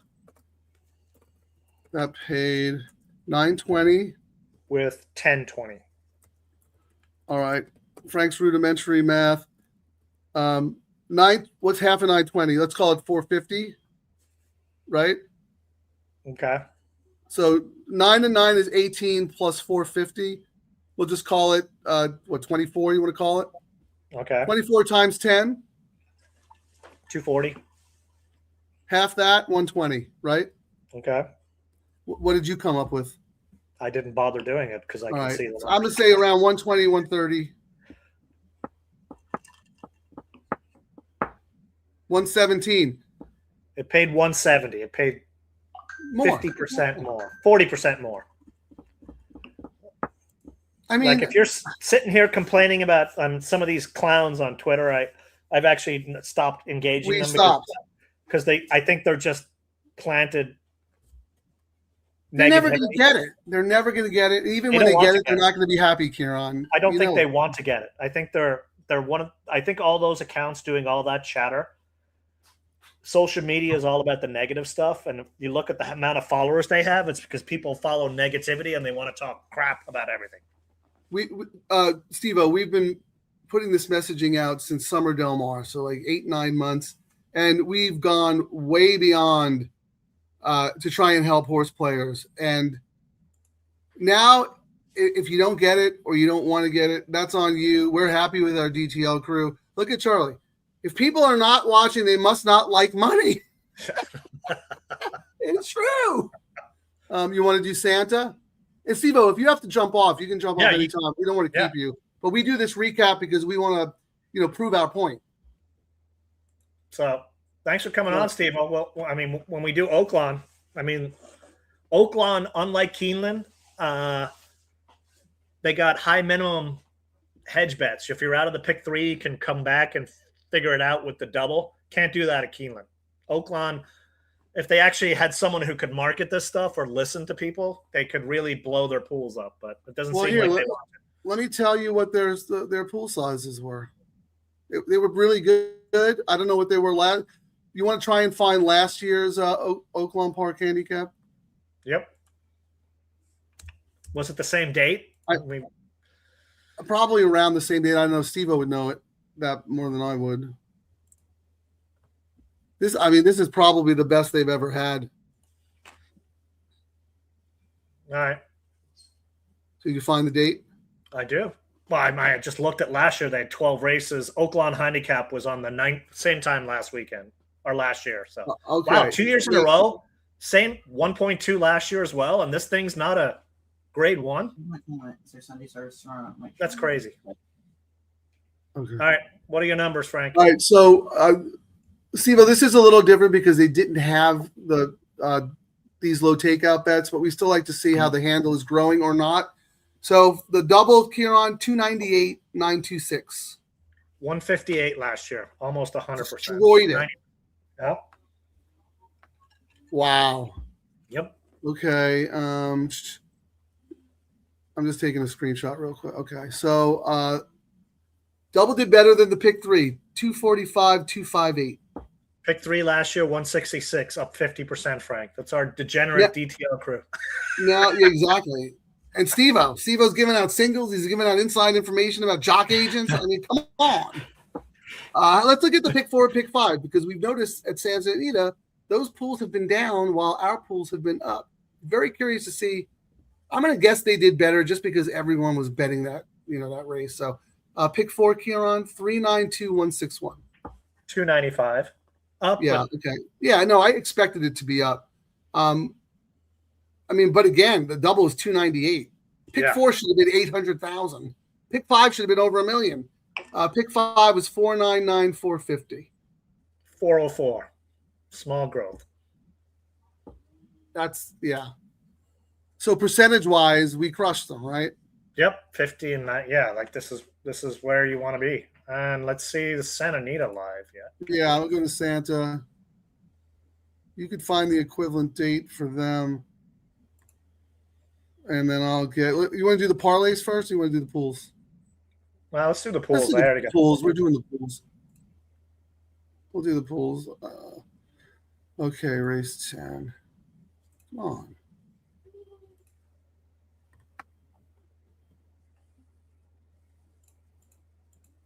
I mean, I think they're good. They might. I don't know. They might not be as good as last year. We'll have to see. So the equivalent Sunday, Kieran, would be It's Saturday, Frank. right Saturday. Well, yeah. Terry was saying, "Are we doing Sunday service tomorrow?" And yes, we are. So I had Sunday Yes. on my. So April 19th, Kieran, 2025. Yeah, that's what I'm on. Oh, okay. You ready? And Yep. remember, there was a pick 6 carryover, so a lot of money did go to the pick 6 pool, which was over 200,000. All right, $5 double, 207, 100. 202. 500. Up. No, 5,000. No, 207 and 205. Yeah, okay. 207 this year. It was 202.5 last year. Up. Okay. Probably from my bets. Those are your pivot bets here. Seriously, you definitely turned 500. The pick 3. I mean, good. You know when it was compared to the $1, but 205,984. 227. Yeah, a lot of money went to Oaklawn. The pick 4 379,055. 353. Barely up. No, Pick down. 5, You said it was no, 307. 379. 379? Oh, Yeah. so it was okay. Pick 5 455. Pick 5, 648. Okay, and then the pick 6. So who won? The start of the pick 3? Yeah, the huge favorite one. And that's why no one bet the double. And the double was No, still the double was up. The pick Yeah. 3 was down. That's Yeah. very confusing to me. Maybe because of the carryover. And we were kind of going back with Oaklawn, you know. It's not like Well, that's true. moved the We needle. didn't promote it as a Santa Anita show. That was just a bonus for We them. did not promote it. No. All right, let's do the parlay. What do you want to do first? Double. Calculate a $3 win parlay with horses. Okay. 1120, And 560. wow, they really crushed that horse. So 27, let's Why go don't you just hit 35, enter so the show doesn't last 150. 4 hours? 75, I'm gonna guess. You can hop off any time. 97. It paid more. $20. Oh, this is 47. Oh, 47? Oh, I did $3. It's got to be 5. Sorry. I just don't want to leave you guys. $5 win parlay. Sorry, with horses. Not paid. No, but doing the math in your head is crucial because if you're at the racetrack, you got to figure this stuff out. I know Frank has a flip phone, but some of us go, okay, Google. What does I this was right, 78. What do you got? 97. Oh, okay, Google, stop. That's terrific with a horse that got hammered in the nightcap. Yes. Okay, and then we're gonna do pick 3. Yep. Calculate a $3 win parlay with horses. You know, Frank, you could set up a little agent thing where you just type in the numbers and it'll spit it out. Am I keeping you from something, Kieran? You No, have a date with Mark Gelding tonight? I got a handicap tomorrow show. You set it up automatically, and you got $2,000 when it was really $600. So let me stick to my plan here. All right, horses that paid what? First leg? 4 440. Okay, that was a Ryan Hansen horse. 1120 Correct. and 560. I'll spare you the math. I think I proved my skills. That $3 win parlay. It's got to be real light. Yeah, 103. It paid 239. Best bet in racing, Kieran. And I'm not even going to announce it. Not even to tell people anymore. Every track, the pick 3 on the $3 minimum, you get paid. Steve-O hopped on our show once. He played the late pick 3 was. He was like, every day they have it? It was awesome. Hey, let's do the all turf, Frank, just to prove another point. Okay. All turf is not as good as the late pick 3. We have no idea why. Yeah, it's very bizarre, but a lot of chalks we don't see. I don't know. It does pay better, but at 540. Yeah, that's terrible, right? 540. 1120. And what, 560. Yeah. Yeah, maybe because it's so chalky, the pick 3 will be better, but for some reason that bet is tricky. $3 win parlay paid 127. It paid 250. Yeah, well, there you go. What, 95% more? Wow. And look, we like did community stuff.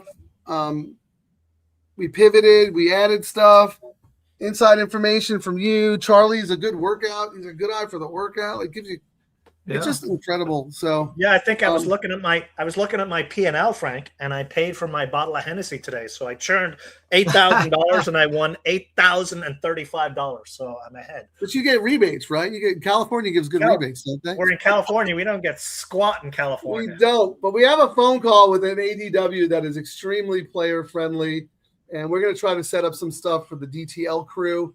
So hopefully we'll have some good news about that. Steve-O, you are welcome anytime. We love having you. Appreciate it. Thanks for having me on. We're so happy that you get it. Like a player of your intelligence and caliber, you got it immediately, and now here you are. You're like contributing and helping us out. So spread the word at Oaklawn, man. Yeah, see if Hawthorne has a $3 late pick 3, we're doing shows. I'm going to get the goods at Hawthorne tomorrow. They filed chapter or whatever bankruptcy. They're figuring things out. I got to see what the menu looks like over there. But you're happy. You're back at your home track, right? So it's a good thing. Well, Arlington was. I know. Yeah. It looked like it wasn't going to come back, so it's good that they are. Yeah, it's good. It's a good place to bring some seahorses from Oaklawn and down south from Fairgrounds, and they can't hack it down there, and they'll have a place up here, and they, you got to run them where they can be competitive. Yeah. My brother Danny is going to be running the farm. I wanted to touch, I forgot about it. We have 5 Golden Pels, and we saw that Wesley Ward won with a debut ever runner at Keeneland. Another Golden Pel from really a nobody's trainer and jockey ran a big third at 38-1. And then there's 3 Golden Pels in next Friday on the turf, going 5 furlongs at Keeneland. So I'll be watching that with interest. Nice. I think George Weaver has one, Wesley Ward again, and somebody else. And then we got a couple of blames. So anyway, we have some Arkansas breds too. So my brother Danny is running the farm, and he's going to ship. There's a training center down there. He'll train some horses there and ship to Lone Star, Remington, train at Oaklawn again. We got Manny Perez with our leftovers at Hawthorne, and they have a home there. They look pretty good. On a side note, I heard this as well at the NHC, and I'm starting to hear a lot more rumblings that the Texas signal is going to be free in the fall, is what I'm hearing. So, I've heard some cool things, interesting things from some big people Sam down Houston is one of my favorite tracks, as you know, Steve-O. We love it. Love to be able to, and I hear they're going to be doing some low takeout stuff if it does come to fruition. So, do you think they'll run qualifiers for their tournament? Because we should all qualify and go down and do a live show. They do qualifiers on horse tourneys all the time. That's how I got. Yeah, they do. That's why I'm asking. I don't know. That's awesome. Yeah. Okay. And I'll give a shout out to Texas Mike, who is semi-retired. Yeah, Steiner. he's never retired. He's never retired, but he's a good guy, and he's a big. Well, he came on. advocates for. Yeah, He Kieran came on got our show at NHC, and he was like, Oh, "What do you want cool. me to talk about?" And I said, "We need you to handicap Santa Anita." And he's like, "All right, I'll be back." No, yeah, and give out the late double. And he comes And back he's 5 like, minutes okay, later. I'll be right back. He walked And he away. gives us out He the came late back 10 double. minutes later, and he did boom, winner. You know, in the summer he comes from down there and comes up here. He lives in Muskegon in the summer, Michigan. And he's been dying for me to get on a ferry from Milwaukee, drive up to Milwaukee from Kenosha, get on a ferry across Lake Michigan and play golf with him at Muskegon. So I'm going to try and make that happen with him this summer. Yeah, it would be awesome if we were all down there for that tournament. We did some shows. There are some rumblings about maybe some low takeout wagers, that kind of thing. So the growth that we're seeing and the value, like you saw it immediately, and we saw it again today.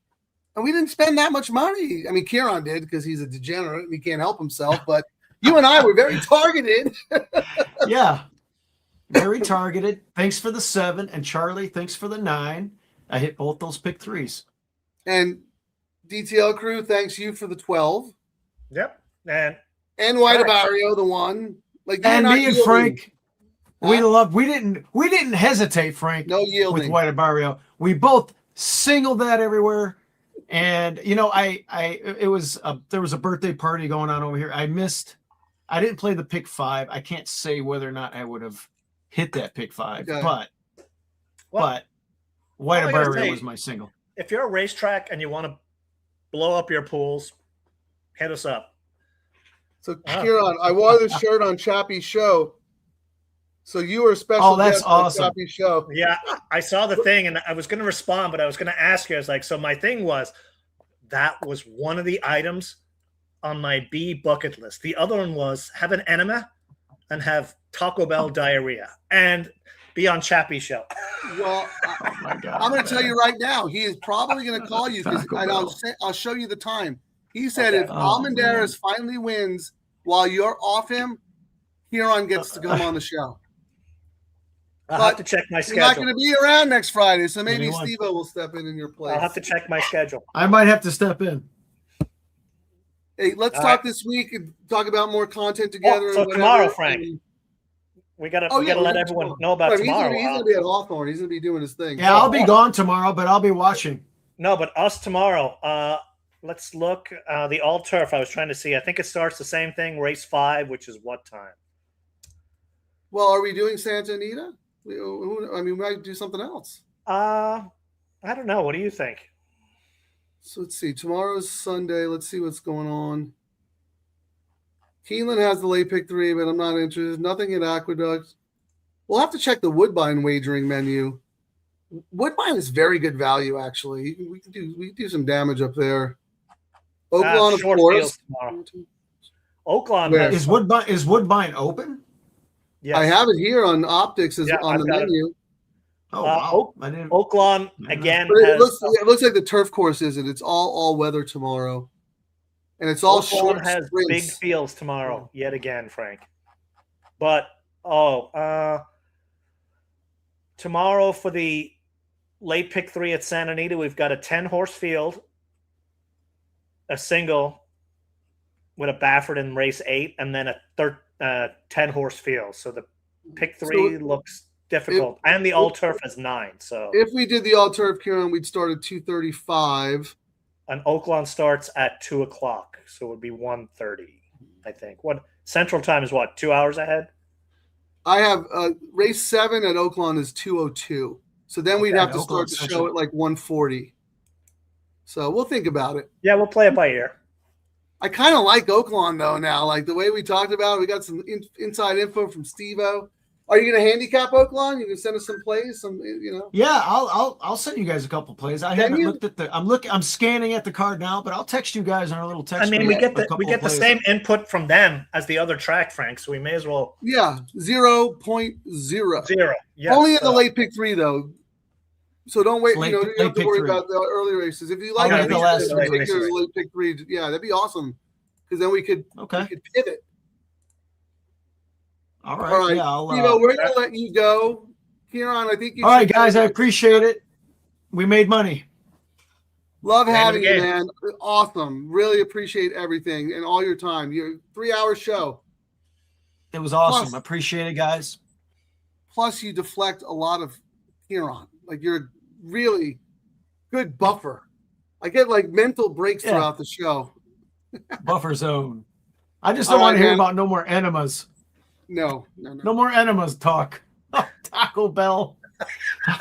Oh, my. All right. Hey, Taco I'll Bell's put it great over. going down. It's great going down, but man, it doesn't go out very good. All right, I'll see you guys later. All right. All right. Bye. Oops, sorry. All right. Final thoughts, Kieran, and then play the handicapping seminar and then take us out. Thanks for watching as always, guys. Check our Twitter feeds for what we're going to do tomorrow. We're still up in the air, but we are doing a show. Just a matter of what time it starts. And if we do 2 tracks or 1. So thanks for watching. DTL Crew. Can't thank you guys enough. Get out, get up, get paid. I am Frank Scatoni. He is the Chief Gambling Officer, Kieran Thornton. We are Double Trouble, and we are making a difference. Good night, everybody. Frank, what's your new catchphrase? If you're handicapping, If you're you're not handicapping, you're not gambling or you're not betting. That video is awesome. I love that. We gotta get. And you know what? Sorry, just real quick. There were so many handicappers / content providers on Twitter going, horse racing is a gambling game. We need to market to the gamblers. And then like, oh, we just started a new podcast. Who wants to watch me handicap live? And I'm going to do it from scratch. Like, it's like watching a grad student study. Like, Or the other one is I'm going to handicap a contest where the money really doesn't matter. right. 17 people, and I'm not even in. I'm not even playing. Yeah. But I mean, we could probably show people our video. I mean, where is it? Yeah, play the Mark Gelding tutorial and All right. and then play the song and we're done. All right. Welcome to tonight's meeting. My name is Mark Gelding, and I'm a handicapping show addict. I've been watching handicapping shows every single day for 6 years. And I still haven't placed one bet. Hi, I'm Dave. I've watched 4,872 episodes of handicapping shows. I have spreadsheets breaking down every trainer's win percentage. I have never made a bet. Beautiful share, Dave. That's real progress. You're still not betting. That's the important part. Would anyone else like to share? Hi, I'm Susan. Last night I stayed up until 3 a.m. watching a 3-hour breakdown of a $7,500 maiden claimer. I wrote down 47 different angles. I did not bet. I want to actually gamble. Powerful, Susan. Very powerful. The first step is admitting you're a professional watcher. The second step is clicking place bet. Any ideas how we get you there? Okay, let's go around. Who's struggling this week? I tried once. I had a 15-to-1 horse the show loved. Then I paused and watched a 45-minute race analysis. Then on the race day, the horse did not run. Yes, that's why we're here. We don't want to be watchers anymore. We want to be degenerates, real gamblers, people that actually place bets with real money. Look, betting is a big step. I know this sounds crazy, but what if we use real-time information, Will Pays, probables, Double Trouble Live versus outdated information from days ago? Guys, I did it. I stopped watching and I bet $20 on a 12-1 shot. It won. I just cashed $280. That's the scam. She actually gambled without watching the final expert pick first 45 minutes race analysis. That's reckless. Still watching instead of betting? Congratulations, you're a professional handicapper, just not a very rich one. Tune in to Double Trouble Live. If you're handicapping, you aren't betting. I need a wallet already on life support. They hit me with that low takeout, now I'm feeling kinda sport. 15%, bro, that's basically free money. I'm about to turn $11 into a yacht by Monday. Low takeout best, cha-ching. Double trouble, I'm doing this thing, my pocket's doing the running, man. Low takeout best, what? Bookies crying in the can.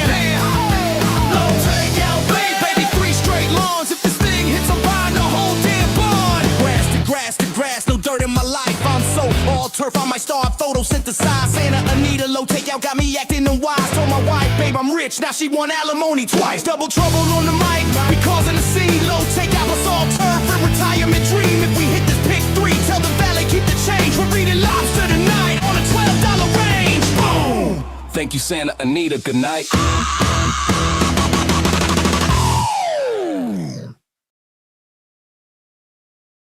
Thanks for watching, everyone. Remember to like and subscribe to Double Trouble Live on YouTube. Get out, get up, get paid.